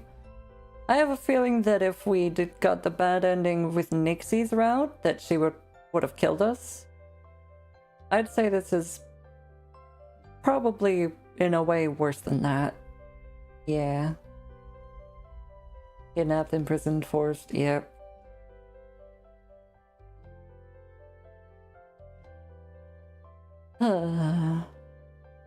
What? Oh, it would have been even way worse than this. Oh, okay. I don't think I'll ever go for that one then, maybe. Oh boy, I don't know if I could handle it.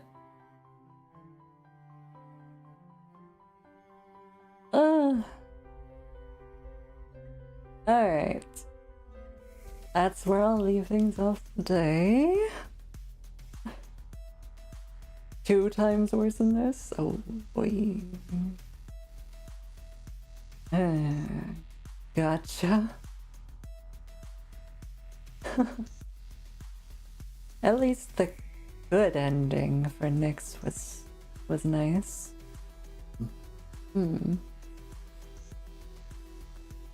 Yeah, next time we might go for the good ending with Iris. We'll see. Then after that, we'll have to go for Eleanor. Oh boy. What terrible secrets will Eleanor be hiding? Well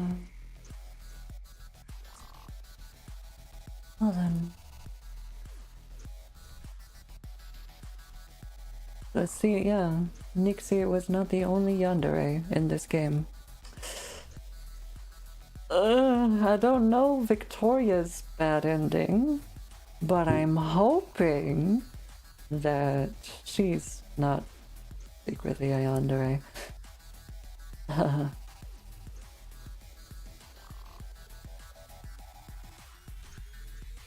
Eleanor, oh, what? Oh gosh, don't say those things. You're gonna have me worried.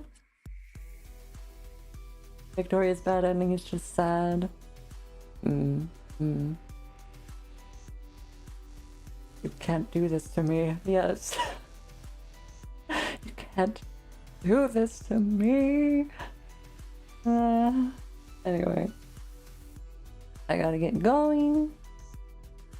I'ma go order food. And then, yeah.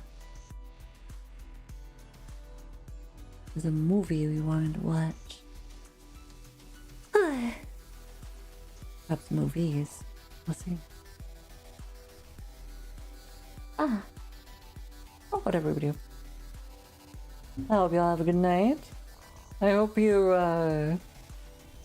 enjoyed this round.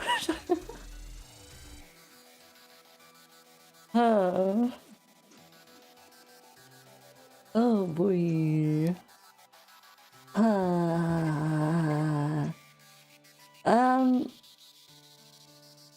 It was. It was something. The stream, yes. The route, hell no. Understandable. Ununderstandable. We'll make up for it next time. So, yeah. Once again, y'all have a good night. Thanks for being here. I appreciate everybody who came to chat or lurk. Take care of yourselves. I'll see you again soon.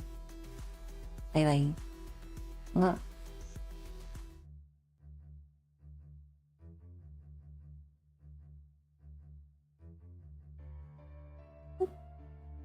Oh, I gotta mute. Hold on.